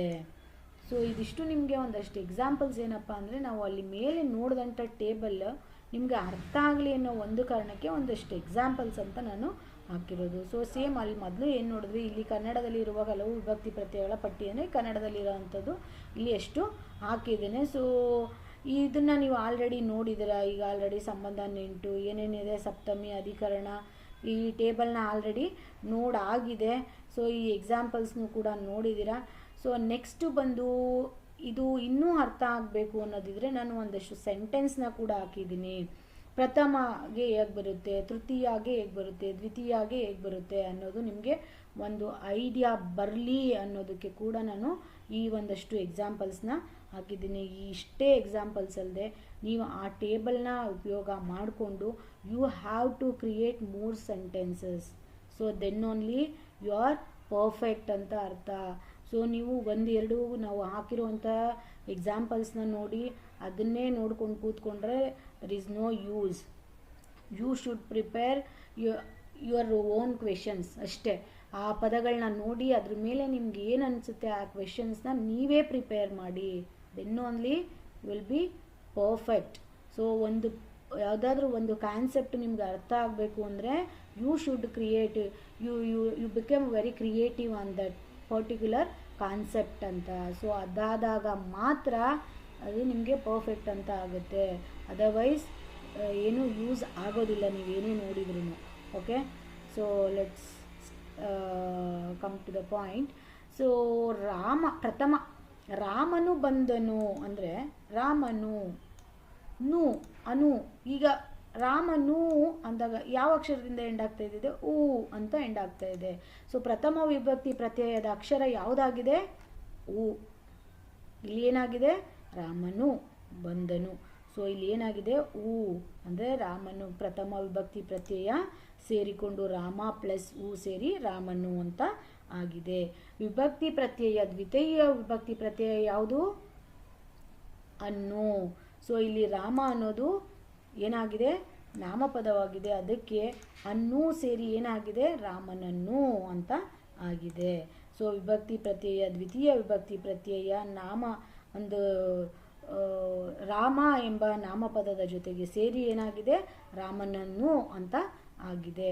ಇದೇ ಥರ ಮಾಡಿ ನೀವು ರಾಜನನ್ನು ಏನು ಆ ಥರದ್ದು ನೀವು ಬೇರೆ ಬೇರೆ ಅಕ್ಷರಗಳ ಅಂದರೆ ನಮ್ಮ ಪದಗಳನ್ನ ಸೇರಿಸಿ ಮರವನ್ನು ಆ ಥರದ್ದು ಸುಮಾರು ಬೇರೆ ಬೇರೆ ನಾಮಪದಗಳ ಮೇಲೆ ನಿಮ್ಮದೇ ಆದಂಥ ಒಂದು ಓನ್ ಸೆಂಟೆನ್ಸ್ನ ಕ್ರಿಯೇಟ್ ಮಾಡಿದಾಗ ನಿಮಗೆ ಒಂದು ಟಾಪಿಕ್ ಒಂದು ಫೆಮಿಲಾರಿಟಿ ಬರಬೇಕು ಅಂತಂದರೆ you have to create your own questions. Okay, next ತೃತೀಯ ಅಂದಾಗ ರಾಮನು ಬಿಲ್ಲಿನಿಂದ, ಇಲ್ಲಿ ನೋಡಿ ಬಿಲ್ಲಿನಿಂದ ಹೊಡೆದನು. ನಿಂದ ಅಂದಾಗ ಇಂದ ನಿಂದ ಅಂದರೆ ಇಂದ. ನೋಡಿ ತೃತೀಯ ವಿಭಕ್ತಿ ಪ್ರತ್ಯಯ ಯಾವುದಿದೆ, ಇಂದ ಅಂತ ಇದೆ. ಸೊ ಈ ಇಂದ ಅಂತ ಏನಿದೆ ತೃತೀಯ ವಿಭಕ್ತಿ ಪ್ರತ್ಯಯ ಅದನ್ನೇ ಇಲ್ಲಿ ನಿಂದ ಅಂತ ಕೊಟ್ಟಿರೋದು. ರಾಮನು ಬಿಲ್ಲಿನಿಂದ ಹೊಡೆದನು. ಸೊ ಇದು ತೃತೀಯ ವಿಭಕ್ತಿ ಪ್ರತ್ಯಯದಲ್ಲಿ ಬರುವಂಥ ತೃತೀಯ ವಿಭಕ್ತಿ ಪ್ರತ್ಯಯಲ್ಲಿ ಇಂದ ಅನ್ನೋ ಒಂದು ತೃತೀಯಗೆ ಬರುವಂಥ ಪ್ರತ್ಯಯ ಆಗಿದೆ. ಸೊ ನೆಕ್ಸ್ಟ್ ಬಂದು ಚತುರ್ಥಿಗೆ ನೀವು ನೋಡಿ, ಈಗ ಚತುರ್ಥಿಗೆ ಯಾವುದಾದ್ರು ಬರುತ್ತೆ, ಗೆ ಇಕೆ ಅಕ್ಕೆ ಅಂತ ಇದೆ. ಸೊ ಇಲ್ಲಿ ಯಾವುದ್ರಲ್ಲಿದೆ ಅದು? ರಾಮನು ಮನೆಗೆ, ಗೆ ಇಲ್ಲಿ ಬಂತು ನೋಡಿ. ಈಗ ಇನ್ನೂ ನಿಮಗೆ ಬ್ಯಾಲೆನ್ಸ್ ಇರುವಂಥದ್ದು ಗೆ ಬಂತು. ಈಗ ನಿಮಗೆ ಇಲ್ಲಿ ಅದು ಒಂದೇ ಇದೆಯಾ ಚತುರ್ಥಿಗೆ? ನೋಡಿ, ಗೆ ಇದೆ, ಇಕೆ ಇದೆ, ಹಕ್ಕೆ ಇದೆ. ಇದಕ್ಕೆಲ್ಲ ನೀವು ಒಂದು ಓನ್ ಸೆಂಟೆನ್ಸ್ನ you have to create. So ಆವಾಗ ನಿಮಗೆ ಒಂದು ಫೆಮಿಲಿಯರಿಟಿ ಬರುತ್ತೆ ಕಾನ್ಸೆಪ್ಟ್ ಮೇಲೆ. ರಾಮನು ಮನೆಗೆ ಹೋದನು ಅಂತ ಇದೆ. ಆಗ ಅದು ಚತುರ್ಥಿ ವಿಭಕ್ತಿ ಪ್ರತ್ಯಯದ ಒಂದು ಗೆ ಅನ್ನೋ ಪದವನ್ನು ಉಪಯೋಗಿಸ್ಕೊಂಡು ಆಗಿರುವಂಥ ಸೆಂಟೆನ್ಸ್ ಆಗಿದೆ. ಸೊ ಅದೇ ಥರ ಹೀಗೆ ಅಕ್ಕೆ ಅದಕ್ಕೆ ನೀವು ಒಂದು ಸೆಂಟೆನ್ಸ್ನ ನೀವು ಪ್ರಿಪೇರ್ ಮಾಡಿ. ಸೊ ನೆಕ್ಸ್ಟ್ ಬಂದು ಪಂಚಮಿ. ಪಂಚಮಿ ಎಂದಾಗ ರಾಮನ ದೆಸೆ ನೋಡಿ, ದೆಸೆಯಿಂದ ಅನ್ನೋದು ಪಂಚಮಿ ವಿಭಕ್ತಿ ಪ್ರತ್ಯಯ. ಸೊ ದೆಸೆಯಿಂದ, ರಾಮನ ದೆಸೆಯಿಂದ ಶಿವ ಹೋದನು. ಸೊ ಇದು ಪಂಚಮಿ ವಿಭಕ್ತಿ ಪ್ರತ್ಯಯ. ದೆಸೆಯಿಂದ ನೋಡಿ ಟೇಬಲ್ನ, ದೆಸೆಯಿಂದ. ಸೊ ಇದು ಪಂಚಮಿ ವಿಭಕ್ತಿ ಪ್ರತ್ಯಯ. ಸೊ ರಾಮನ ದೆಸೆಯಿಂದ ಶಿವ ಹೋದನು. ಅದೇ ಬಂದು ಷಷ್ಠಿ. ರಾಮನ ನ ಹ ನೋಡಿ ಆ ಬಂತು. ಷಷ್ಠಿಯಲ್ಲಿ ಬರುವಂಥ ವಿಭಕ್ತಿ ಪ್ರತ್ಯಯ ಯಾವುದಾಗಿದೆ? ಆ ಅಂತ ಆಗಿದೆ. ಇದು ಹೊಸಗನ್ನಡ ಹಳಗನ್ನಡ ಎರಡರಲ್ಲೂ ಆ ಅಕ್ಷರವೇ ಬರುತ್ತೆ. ಸೊ ಷಷ್ಠಿ ವಿಭಕ್ತಿ ಪ್ರತ್ಯಯ ಆ ಅಂತ ಆಗಿದೆ. ರಾಮನ ಹೆಂಡತಿ ಸೀತೆ. ಸೊ ಸಪ್ತಮಿ. ಸಪ್ತಮಿಯಲ್ಲಿ ಏನು ಬರುತ್ತೆ? ಅಲ್ಲಿ ನೋಡಿ, ಸಪ್ತಮಿ ವಿಭಕ್ತಿ ಪ್ರತ್ಯಯ ಯಾವುದು? ಇಲ್ಲಿ ನೋಡಿ, ಇಲ್ಲಿ ಅಲ್ಲಿ, ಅಲಿ, ಎ, ಓಳ್ ಅಂತ ಇದೆಯಲ್ಲ, ಅದು ಸಪ್ತಮಿ ವಿಭಕ್ತಿ ಪ್ರತ್ಯಯಕ್ಕೆ ಬರೋ ಅಂಥದ್ದು ಆಗಿದೆ. ಸೊ ಆದ್ದರಿಂದ ನೀವಿಲ್ಲಿ ರಾಮನು ಕಾಡಿನಲ್ಲಿ ಓದನು. ಸೊ ರಾಮನು ಕಾಡಿನಲ್ಲಿ ಓದನು, ಇದು ಸಪ್ತಮಿ ವಿಭಕ್ತಿ ಪ್ರತ್ಯಯಕ್ಕೆ ಉದಾಹರಣೆ. ಸೊ ಇದೇ ರೀತಿ ನಿಮಗೆ ಇನ್ನೂ ಏನಾದರೂ ಡೌಟ್ಸ್ ಇದ್ದರೆ, ಇದ್ರ ಬಗ್ಗೆ ಏನಾದರೂ ಈ ಕಾನ್ಸೆಪ್ಟ್ ಅರ್ಥ ಆಗಿಲ್ಲ ಅನ್ನೋದಿದ್ದರೆ ನೀವು ಒಂದು ಕಮೆಂಟ್ ಮಾಡಿ. ಸೊ ಇನ್ನೂ ಒಂದಷ್ಟು ಎಕ್ಸಾಂಪಲ್ಸ್ನ ನಾನು ಪ್ರೀವಿಯಸ್ ಇಯರ್ ಎಕ್ಸಾಮ್ಸಲ್ಲಿ ಯಾವ ರೀತಿ ಕಾಲ್ ಮಾಡಿದ್ದಾಗ, ಅಂದರೆ ಯಾವ ರೀತಿ ಕ್ವೆಶನ್ಸ್ ರೈಸ್ ಆಗಿದೆ ಅನ್ನೋದನ್ನು ನಾನು ಇನ್ನೊಂದಷ್ಟು ಕ್ವೆಶನ್ಸ್ನ ನಾನು ಕಲೆಕ್ಟ್ ಮಾಡಿ ಇನ್ನೂ ಒಂದು ವಿಡಿಯೋ ಮಾಡೋದಕ್ಕೆ ಪ್ರಯತ್ನ ಮಾಡ್ತೀನಿ. ಸೊ ಇದೇನಾದರೂ ಇಷ್ಟ ಆಗ್ತಾ ಇದೆ ಅನ್ನೋದಿದ್ರೆ ಒಂದು ಲೈಕ್ ಮಾಡಿ, ಶೇರ್ ಮಾಡಿ, ಸಬ್ಸ್ಕ್ರೈಬ್ ಮಾಡಿ, ಬೆಲ್ ಬಟನ್ನ ಹಿಟ್ ಮಾಡಿಕೊಂಡು ವಿಡಿಯೋನ ನೋಡಿ. ಸೊ ನೆಕ್ಸ್ಟು ನಾವು ಮಾಡುವಂಥ ಎಲ್ಲ ಕಂಟೆಂಟ್ ವಿಡಿಯೋಸು ಕೂಡ ನಿಮಗೆ ನೋಟಿಫಿಕೇಷನ್ ಬಂದು ತಲುಪೋದಕ್ಕೆ ಉಪಯೋಗ ಆಗುತ್ತೆ. ಸೊ ಕನ್ನಡ ಅಷ್ಟೇ ಅಲ್ಲದೆ ಇಂಗ್ಲೀಷ್ ಆಗಿರ್ಬೋದು, ಇಂಗ್ಲೀಷ್ ಗ್ರಾಮರ್ ಆಗಿರ್ಬೋದು, ಕಂಪ್ಯೂಟರ್ ಆಗಿರ್ಬೋದು, ಮತ್ತು ಸೈನ್ಸ್ ಆಗಿರ್ಬೋದು, ಸೋಷಿಯಲ್ ಆಗಿರ್ಬೋದು, ಸೈಕಾಲಜಿ ಆಗಿರ್ಬೋದು, ಯಾವುದು ಸಬ್ಜೆಕ್ಟ್ ಬೇಕೋ ಅದಷ್ಟು ನಾನು ಮಾಡೋದ್ರಲ್ಲಿ ಇದೇನೆ. ನೆಕ್ಸ್ಟು ಇದು ಹೊಸ ನಮ್ಮ ಚಾನಲ್ ಆಗಿರೋದ್ರಿಂದ, ನಾವು ಕನ್ನಡಿಗರು ಆಗಿರೋದ್ರಿಂದ ಕನ್ನಡವನ್ನೇ ನಾನು ಫಸ್ಟು ಸ್ಟಾರ್ಟ್ ಮಾಡೋಣ ಅಂತ ಹೇಳ್ಬಿಟ್ಟು ಕನ್ನಡ ಸಬ್ಜೆಕ್ಟನ್ನು ಫಸ್ಟು ತಗೊಂಡಿದ್ದೀನಿ. ಸೊ ನೆಕ್ಸ್ಟ್ ಬರ್ತಾ ಬರ್ತಾ ಒಂದೊಂದೇ ಸಬ್ಜೆಕ್ಟ್ನ ಅಪ್ಡೇಟ್ ಮಾಡ್ತಾ ಹೋಗ್ತೇನೆ. ಸೊ ಆ ಅಪ್ಡೇಟ್ಸ್ ನೋಟಿಫಿಕೇಷನ್ಸ್ ನಿಮಗೆ ಬೇಕು ಅನ್ನೋದಿದ್ರೆ ಸಬ್ಸ್ಕ್ರೈಬ್ ಮಾಡಿಕೊಂಡು ಒಂದು ಬೆಲ್ ಬಟನ್ನ ಹಿಟ್ ಮಾಡಿ. ನಮ್ಮದು ಹೊಸ ಚಾನಲ್ ಆಗಿರೋದ್ರಿಂದ ನಿಮ್ಮ ಸಪೋರ್ಟ್ ನಮಗೆ ಬೇಕು. ಪ್ಲೀಸ್ ಸಪೋರ್ಟ್ ಮಾಡಿ, ಚಾನಲ್ನ ಸಬ್ಸ್ಕ್ರೈಬ್ ಮಾಡಿಕೊಂಡು ನೋಡಿ. ಸೊ ನೆಕ್ಸ್ಟ್ ಬರೋಣ, ವಿಭಕ್ತಿ ಪ್ರತ್ಯಯಗಳ ಬಳಕೆ ಮತ್ತು ಅವುಗಳು ಕೊಡುವ ಅರ್ಥ. ಸೊ ಇಲ್ಲಿ ಯಾವ ಥರ ವಿಭಕ್ತಿ ಪ್ರತ್ಯಯಗಳನ್ನ ನಾವು ಬಳಸ್ತೀವಿ ಮತ್ತು ಅದರಿಂದ ಏನು ಅರ್ಥ ಕೊಡುತ್ತೆ ಅನ್ನೋದನ್ನು ನಾವು ಒಂದಷ್ಟು ಎಕ್ಸಾಂಪಲ್ಸ್ ಮುಖಾಂತರ ನೋಡ್ಬೋದು. ಸೊ ಮನೆ ಎಂಬ ನಾಮಪದಕ್ಕೆ 8 ವಿಭಕ್ತಿ ಈಗ ಇಲ್ಲಿ ನಾವು ರಾಮ ಅನ್ನೋ ಒಂದು ನಾಮಪದಕ್ಕೆ 8 ವಿಭಕ್ತಿ ಪ್ರತ್ಯಯಗಳಲ್ಲಿನೂ ಕೂಡ ನೋಡಿದ್ದೇವೆ. ಸೊ ಅದೇ ಥರ ಇಲ್ಲಿ ಈ ವಿಭಕ್ತಿ ಪ್ರತ್ಯಯಗಳನ್ನು ಸಪ್ರೇಟ್ ಮಾಡಿ ಅದನ್ನು ಮತ್ತೆ ನಾವು ಜೋಡಿಸಿ ಬರೆದು ಯಾವ ಥರ ಆಗುತ್ತೆ, ಅದು ಅರ್ಥಪೂರ್ಣವಾಗಿ ಯಾವ ರೀತಿ ಅದು ಆಗುತ್ತೆ ಅನ್ನೋದನ್ನು ಒಂದು ಎಕ್ಸಾಂಪಲ್. ಈ ಎಕ್ಸಾಂಪಲ್ಸ್ ಏನಪ್ಪ ಅಂದರೆ ನಿಮ್ಗೆ ಇನ್ನೂ ಅಷ್ಟು ಕ್ಲಿಯರಾಗಿ ಅರ್ಥ ಆಗಲಿ ಅನ್ನೋ ಒಂದು ಉದ್ದೇಶದಿಂದ ಇನ್ನೂ ಒಂದಷ್ಟು ಎಕ್ಸಾಂಪಲ್ಸ್ನ ನಾನಿಲ್ಲಿ ಹಾಕಿದ್ದೇನೆ. ಸೊ ವಿಭಕ್ತಿ ಪ್ರತ್ಯಯಗಳ ಬಳಕೆ ಮತ್ತು ಅವು ಕೊಡುವ ಅರ್ಥ ಏನಾಗಿರುತ್ತೆ, ಯಾವುದೋ ಒಂದು ನಾಮಪದವನ್ನು ಉಪಯೋಗಿಸ್ಕೊಂಡು ಅಷ್ಟು ವಿಭಕ್ತಿ ಪ್ರತ್ಯಯಗಳಿಗೆ ಉದಾಹರಣೆಗಳನ್ನು ಬರಿತಾ ಹೋಗೋಣ. ಸೊ ಪ್ರಥಮ ವಿಭಕ್ತಿ ಉ, ದ್ವಿತೀಯ ಅನ್ನು, ತೃತೀಯ ಇಂದ, ಚತುರ್ಥಿ ಗೆ, ಪಂಚಮಿ ದೆಸೆಯಿಂದ, ಷಷ್ಠಿ ಆ, ಸಪ್ತಮಿ ಅಲ್ಲಿ, ಸಂಬೋಧನ ಆ ಅಂದರೆ ಎ ಅಂತ ಇದೆ ನೋಡಿ, ಇಲ್ಲಿ ಆ, ಎ, ಇರ ಅಂತಿದೆಯಲ್ಲ ಅದು. ಸೊ ಅದಷ್ಟನ್ನ ನಾವು ಉಪಯೋಗಿಸ್ಕೊಂಡು ಒಂದಷ್ಟು ಪದಗಳನ್ನ ಬರಿತಾ ಹೋಗೋಣ. ಸೊ ಪ್ರಥಮ ವಿಭಕ್ತಿಗೆ ಮನೆ ಪ್ಲಸ್ ಉ ಸೇರಿ ಏನಾಯಿತು? ಮನೆಯು ಅಂತ ಆಯಿತು. ಇಲ್ಲೆಲ್ಲ ನಾನು ಬರೀ ಮನೆ ಅಂತಲೇ ಏನಕ್ಕೆ ತಗೊಂಡಿದ್ದೀನಿ ಅಂದರೆ ನಿಮಗೆ ಇಷ್ಟು ವಿಭಕ್ತಿ ಪ್ರತ್ಯಯವನ್ನು ಒಂದೇ ಪದವನ್ನು ಉಪಯೋಗಿಸಿ ಬರೆದಾಗ ಅದರಲ್ಲಿ ಬರುವಂಥ ಡಿಫ್ರೆನ್ಸ್ ನಿಮಗೆ ಈಸಿಯಾಗಿ ಅರ್ಥ ಆಗಲಿ ಅನ್ನೋ ಒಂದು ಕಾರಣಕ್ಕೆ ನಾನು ಈಗ ರಾಮ, ಮನೆ, ಕಾಡು ಆ ಥರ ಬೇರೆ ಬೇರೆ ವರ್ಡ್ಗಳನ್ನ ತಗೊಂಡಿಲ್ಲ. ಒಂದೇ ವರ್ಡ್ ತೊಗೊಂಡಿರೋದು. ನಿಮಗೆ ಒಂದು ವರ್ಡನ್ನ ತಗೊಂಡಾಗ ಅದರಲ್ಲಿ ಬರುವಂಥ ಡಿಫ್ರೆನ್ಸ್ ಈಸಿಯಾಗಲಿ, ಅರ್ಥ ಆಗಲಿ ಅಂತ ಒಂದು ಕಾರಣಕ್ಕೆ ಒಂದೇ ವರ್ಡನ್ನು ನಾನು ಒಂದೇ ಪದವನ್ನು ತಗೊಂಡಿದ್ದೇನೆ. ಸೊ ಪ್ರಥಮ ವಿಭಕ್ತಿಲಿ ಮನೆ ಪ್ಲಸ್ ಹೂ ಸೇರಿ ಏನಾಯಿತು, ಮನೆಯು ಅಂತ ಆಗಿದೆ. ದ್ವಿತೀಯ ವಿಭಕ್ತಿ ಪ್ರತ್ಯಯದಲ್ಲಿ ಏನಾಗಿದೆ, ಮನೆ ಪ್ಲಸ್ ಅನ್ನು. ದ್ವಿತೀಯ ವಿಭಕ್ತಿ ಪ್ರತ್ಯಯ ಏನು, ಇಲ್ಲಿದೆ ಚಾರ್ಟ್, ಅನ್ನು. ಸೊ ಈ ಅನ್ನು ದ್ವಿತೀಯ ವಿಭಕ್ತಿ ಪ್ರತ್ಯಯ ಅನ್ನು ಸೇರಿ ಏನಾಯಿತು, ಮನೆಯನ್ನು ಅಂತ ಆಗಿದೆ. ತೃತೀಯ ವಿಭಕ್ತಿ ಪ್ರತ್ಯಯ ಇಂದ, ಮನೆ ಪ್ಲಸ್ ಇಂದ ಸೇರಿ ಮನೆಯಿಂದ. ನೆಕ್ಸ್ಟ್ ಬಂದು ಚತುರ್ಥಿ ವಿಭಕ್ತಿ ಪ್ರತ್ಯಯ ಏನು, ಗೆ, ಕೆ, ಹೀಗೆ ಏನೋ ಇದೆ ಅಲ್ವಾ, ಅದಷ್ಟು ನಾವು ಇಲ್ಲಿ ಒಂದು ಎಕ್ಸಾಂಪಲ್ಸ್ನ ನಾನು ಕೊಟ್ಟಿದ್ದೀನಿ. ಗೆ ಅನ್ನೋದಕ್ಕೆ ನಾನು ಇಲ್ಲಿ ನಿಮಗೆ ಎಕ್ಸಾಂಪಲ್ನ ಕೊಟ್ಟಿದ್ದೀನಿ. ಈಗ ನೆಕ್ಸ್ಟ್ ಬಂದು ನೀವು ಹೀಗೆ ಅಕ್ಕೆ, ಈ ಮಿಕ್ಕಂತ ಎರಡಕ್ಕೆ ನೀವು ಎಕ್ಸಾಂಪಲ್ನ ಬರಿತಾ ಹೋಗಿ. ಸೊ ನೀವಾಗೆ ನೀವು ಒಂದಷ್ಟು ಓನಾಗಿ ಕ್ರಿಯೇಟಿವಿಟಿ ಆಗಿ ನೀವು ಮಾಡಿದರೆ ಒಂದು ಕಾನ್ಸೆಪ್ಟ್ ನಿಮಗೆ ಅರ್ಥ ಆಗೋದಕ್ಕೆ ಈಸಿ ಆಗುತ್ತೆ. ಸೊ ಮಗಪ್ ಮಾಡೋದಾಗಲಿ ಅಥವಾ ಹೇಳಿರೋ ಅಷ್ಟನ್ನೇ ನೋಡಿಕೊಂಡು ಕೂರೋದಾಗಲಿ ಮಾಡಿದ್ರೆ so it is not possible. So ನೀವು ಯಾವುದಾದ್ರೂ ಒಂದು ಕಾನ್ಸೆಪ್ಟಲ್ಲಿ ಪರ್ಫೆಕ್ಟ್ ಅಂತ ಆಗಬೇಕು ಅಂದರೆ you have to try more and more options. So ಆ ಮೋರ್ ಆ್ಯಂಡ್ ಮೋರ್ ಆಪ್ಷನ್ಸ್ನ ಯೂಸ್ ಮಾಡಿ ಬೇರೆ ಸೆಂಟೆನ್ಸ್ನ ಫಾರ್ಮೇಷನ್ ಮಾಡಿ ನೋಡಿ. ಸೊ ಪಂಚಮಿ ವಿಭಕ್ತಿ ಅಂದರೆ ಮನೆ ಪ್ಲಸ್, ಪಂಚಮಿ ವಿಭಕ್ತಿ ಪ್ರತ್ಯಯ ಯಾವುದು, ದೆಸೆಯಿಂದ. ಸೊ ಮನೆ ಪ್ಲಸ್ ದೆಸೆಯಿಂದ ಸೇರಿ ಏನಾಯಿತು, ಮನೆಯ ದೆಸೆಯಿಂದ ಅಂತ ಆಗಿದೆ. ಸೊ ನೆಕ್ಸ್ಟ್ ಬಂದು ಷಷ್ಠಿ ವಿಭಕ್ತಿ ಯಾವುದು ಪ್ರತ್ಯಯ ಅ. ಸೊ ಮನೆ ಪ್ಲಸ್ ಆ ಸೇರಿ ಮನೆಯ ಅಂತ ಆಗಿದೆ. ಸಪ್ತಮಿ ವಿಭಕ್ತಿ, ಸೊ ಇಲ್ಲಿ ಸಪ್ತಮಿ ವಿಭಕ್ತಿ ಪ್ರತ್ಯಯ ಅಲ್ಲಿ ಮನೆ ಪ್ಲಸ್ ಅಲ್ಲಿ ಸೇರಿ ಏನಾಯಿತು, ಮನೆಯಲ್ಲಿ ಅಥವಾ ಮನೆಯೋಳ್. ಇದು ಮನೆ ಓಳ್ ಅಂತ ಬಂತಲ್ಲ, ಇದೇನಿದು ಹಳಗನ್ನಡ ರೂಪ ಆಯ್ತಲ್ಲ, ಓಳ್ ಅಂತ ಇದೆಯಲ್ಲ, ಇದು ಅಲ್ಲಿ ಅನ್ನೋದು ಹೊಸಗನ್ನಡದ ರೂಪ ಪದ, ಇದು ಓಳ್ ಅನ್ನೋದು ಹಳೆಗನ್ನಡದ ರೂಪದ ಪದ ಆಗಿದೆ. ಸೊ ಸಂಬೋಧನಾ ಅಂದರೆ ಸಂಬೋಧನಾ ವಿಭಕ್ತಿಗೆ ಏನು ಬರುತ್ತೆ, ಆ, ಎ, ಇರ ಅಂತ ಬಂದಿದೆ. ಈಗ ಆ ಅನ್ನೋದಕ್ಕೆ ನಾನು ಒಂದು ಎಕ್ಸಾಂಪಲ್ನ ಕೊಟ್ಟಿದ್ದೀನಿ. ಸೊ ನಿಮಗೆ ಸಾಧ್ಯ ಆದರೆ ಎ, ಇರ ಅದಕ್ಕೆಲ್ಲ ಒಂದೊಂದು ಎಕ್ಸಾಂಪಲ್ನ ಬರಿತಾ ಹೋಗಿ, ಆವಾಗ ನಿಮಗೆ ಪರ್ಫೆಕ್ಟಾಗಿ ಅರ್ಥ ಆಗುತ್ತೆ. ಸೊ ಮನೆ ಪ್ಲಸ್ ಆ ಸೇರಿ ಏನಾಯಿತು, ಮನೆಯ ಅಂತ ಆಗಿದೆ.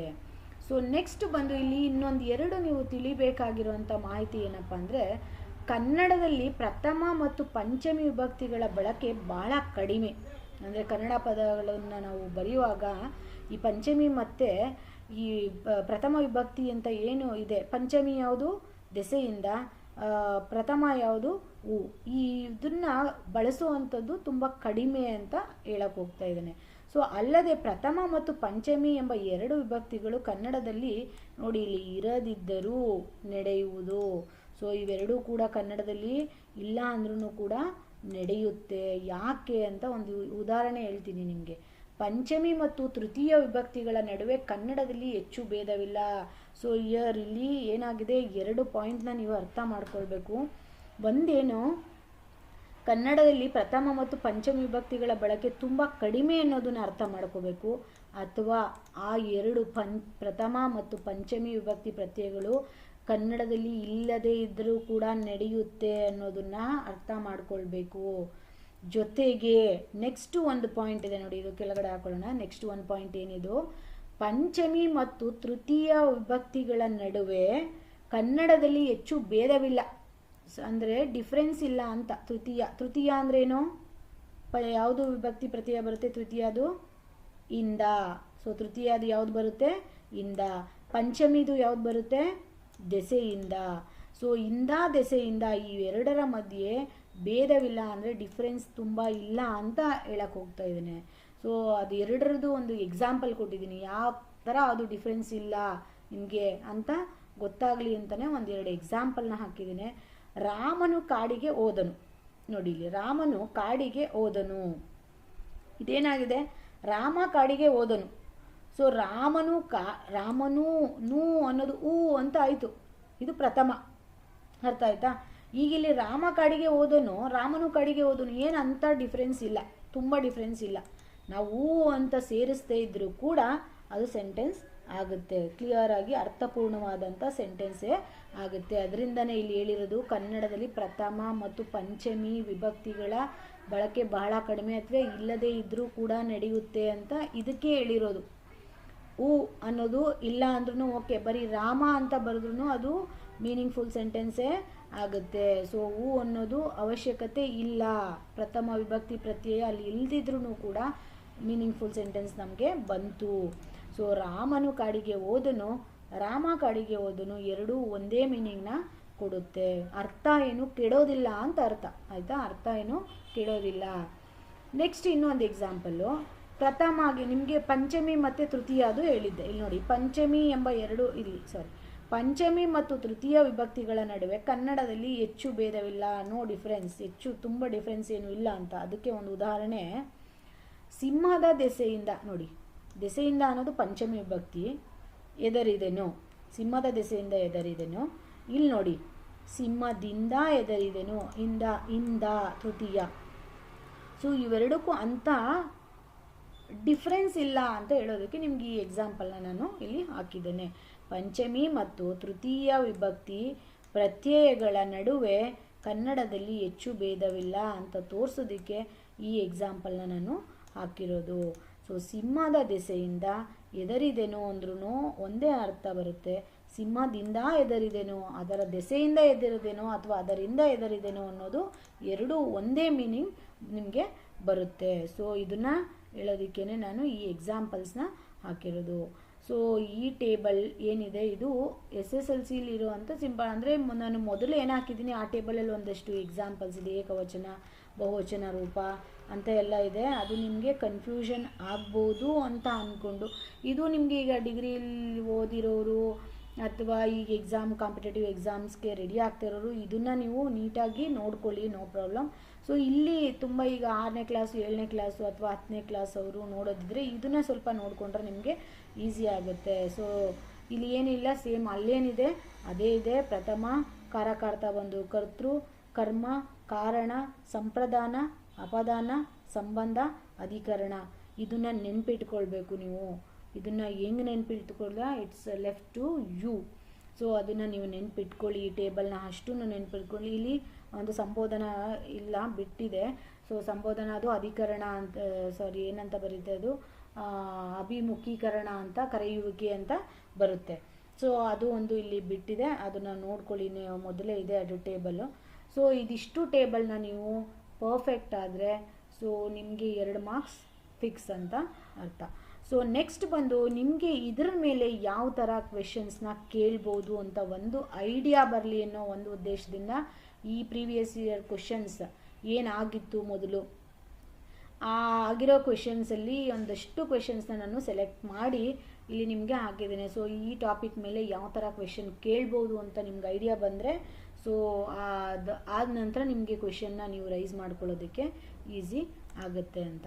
ಸೊ ನೋಡಿ, ಇಲ್ಲಿ ಲೋಕದೋಳ್ ಎಂಬ ಪದದಲ್ಲಿರುವ ವಿಭಕ್ತಿ, ಇದು ರೀಸೆಂಟಾಗಿ ಈಗ ಲಾಸ್ಟ್ ವೀಕ್ ಆಗಿರೋವಂಥ SSLC ಎಕ್ಸಾಮ್ ಏನಾಯಿತು, 2025 SSLC ಎಕ್ಸಾಮ್ ಏನಾಯಿತು, ಬೋರ್ಡ್ ಎಕ್ಸಾಮ್, ಅದರಲ್ಲಿ ಕೇಳಿರುವಂಥ ಕ್ವೆಶನ್ ಇದು. ಸೊ ಲೋಕದೋಳ್ ಎಂಬ ಪದದಲ್ಲಿರುವ ವಿಭಕ್ತಿ ಯಾವುದು ಅಂತ ಕೇಳಿದರು. ದೋಳ್, ಓಳ್ ಅಂತ ಹೇಳಿರಲ್ಲ. ಓಳ್ ಅಂದರೆ ಯಾವುದು? ಓಳ್ ಅಂದರೆ ನೋಡಿ ಇಲ್ಲಿ ಸಪ್ತಮಿ. ಓಳ್ ಅಂದರೆ ಯಾವುದು? ಸಪ್ತಮಿ. ಸೊ ಇದನ್ನೇ ನಾನು ಹೇಳಕ್ಕೆ ಹೋಗ್ತಾ ಇರೋದು. ಈ ಥರ ಕ್ವೆಶನ್ಸ್ ಅಷ್ಟೇ ನಿಮಗೆ ಕೇಳೋದು. ಸೊ ಆ ಟೇಬಲ್ನ ಕ್ಲಿಯರಾಗಿ ಪ್ರಿಪೇರ್ ಆಗಿ. ಸೊ ಇಷ್ಟನ್ನ ಪ್ರಿಪೇರ್ ಆದರೆ, ಟೇಬಲ್ನ ಪ್ರಿಪೇರ್ ಆದರೆ ಅವ್ರು ಯಾವುದೇ ರೀತಿ ಕ್ವೆಶನ್ ಕೊಟ್ಟರು ನೀವು ಆನ್ಸರ್ ಮಾಡೋದಕ್ಕೆ ರೆಡಿ ಇರ್ತೀರಾ. ನೋಡಿ ಇಲ್ಲಿ ಮಣ್ಣಿನ ಎಂಬ ಪದದಲ್ಲಿರುವ ವಿಭಕ್ತಿ ನೋಡಿ. ಮಣ್ಣಿನ ನ ಅ ಅಂದರೆ ಯಾವ್ದು ಬಂತು? ಅ ಅಂದರೆ ಯಾವುದು? ಮಣ್ಣಿನ ಅಂತ ಓದಿ ಅ ಅಂತ ಅಂದಾಗ ಅ ಅಂತ ಅಂದರೆ ಯಾವ್ದು ಬರುತ್ತೆ? ಷಷ್ಠಿ ವಿಭಕ್ತಿ ಪ್ರತ್ಯಯ. ಹೂ, ಹಣ್ಣು, ಇಂದ, ಗೇಕೆ, ಹೀಗೆ, ದೆಸೆಯಿಂದ ಅಂತ ಇದೆಯಲ್ಲ, ಆ ಅಲ್ಲಿ ಇದಿಷ್ಟು ನೀವು ನೀಟಾಗಿ ನೋಡ್ಕೊಳ್ಬೇಕು. ಸೊ ಮಣ್ಣಿನ ಹ ಅಂದರೆ ಷಷ್ಠಿ ವಿಭಕ್ತಿ ಪ್ರತ್ಯಯ ಅಂತ ಹೇಳಬೇಕಾಗುತ್ತೆ. ಸೊ ನೋಡಿ ಇಲ್ಲಿ ಇನ್ನೊಂದು ರಾಮನನ್ನು, ಈ ವಾಕ್ಯದಲ್ಲಿ ಅಡಿಗೆರೆ ಎಳೆದಿರುವ ಪದದಲ್ಲಿರುವ ವಿಭಕ್ತಿ. ಸೊ ಕ್ವೆಶನ್ ಎಲ್ಲ ಸೇಮೇ ಇರುತ್ತೆ, ಕೇಳೋ ಮೆಥಡ್ ಏನಿದೆ ಅದು ಸ್ವಲ್ಪ ಟ್ವಿಸ್ಟ್ ಆಗಿ ಕ್ವೆಶನ್ನ ಕೇಳಿರ್ತಾರೆ. ಸೊ ಆ ಟೇಬಲ್ ಗೊತ್ತಿದ್ರೆ ನೀವು ಅವ್ರಿಗೆ ಹೆಂಗಾದರೂ ಕೇಳ್ಕೊಳ್ಳಿ, ನೀವು ಆನ್ಸರ್ ಮಾಡೋದಕ್ಕೆ ರೆಡಿ ಇರ್ತೀರ. ಸೊ ರಾಮನನ್ನು ಓದಿ ಅದನ್ನು ನೀಟಾಗಿ. ರಾಮನನ್ನು, ಅನ್ನು ಅಂತ ಬಂತು. ಅನ್ನು ಯಾವುದು? ಅನ್ನು ಇಂದಾಗೇಕೆ ಹೀಗೆ ಅನ್ನು ಎಲ್ಲಿ ಬಂತು? ದ್ವಿತೀಯ ವಿಭಕ್ತಿ ಪ್ರತ್ಯಯ ಇದು. ಸೊ ಎಲ್ಲಿ ಬರುತ್ತೆ ಇದು? ದ್ವಿತೀಯ ವಿಭಕ್ತಿ ಪ್ರತ್ಯಯ. ಈ ಅಡಿಗೆರೆ ಎಳೆದಿರೋ ಅಂಥ ಪದದಲ್ಲಿರುವ ದ್ವಿತೀಯ ಇದು ಪ್ರತ್ಯಯ ಯಾವುದಪ್ಪ ಅಂತಂದರೆ ದ್ವಿತೀಯ ವಿಭಕ್ತಿ ಪ್ರತ್ಯಯವಾಗಿರುತ್ತೆ. ಸೊ ಅದೇ ಥರ ನೋಡ್ಕೊಳ್ಳಿ ನೀವು. ತೃತೀಯಾಗೆ ಬಂದರೆ ಯಾವ್ದು ಬರುತ್ತೆ? ಇಂದ. ಏನಂತ ಬರುತ್ತೆ ಅವಾಗ? ರಾಮನಿಂದ ಅಂತ ಬರುತ್ತೆ. ಪಂಚಮಿ ಅಂದರೆ ಯಾವ್ದು ಬರುತ್ತೆ? ರಾಮನ ದೆಸೆಯಿಂದ ಅಂತ ಬರುತ್ತೆ. ಅದೇ ಷಷ್ಠಿಗೆ ಅಂತ ಬಂದರೆ ರಾಮನ ಅಂತ ಬರುತ್ತೆ. ಸೊ ಇದೇ ಥರ ನೀವು ಓನ್ ಆಗಿ you have to create your own way of questions ಅಷ್ಟೇ. ನಿಮ್ಗೆ ಏನು ಟಾಪಿಕ್ ಗೊತ್ತಿದೆ ಅದನ್ನು ನಿಮ್ಮ ಓನ್ ವೇಯಲ್ಲಿ ನೀವು ಕ್ವೆಶನ್ನ ಪ್ರಿಪೇರ್ ಮಾಡ್ತಾ ಹೋಗಿ.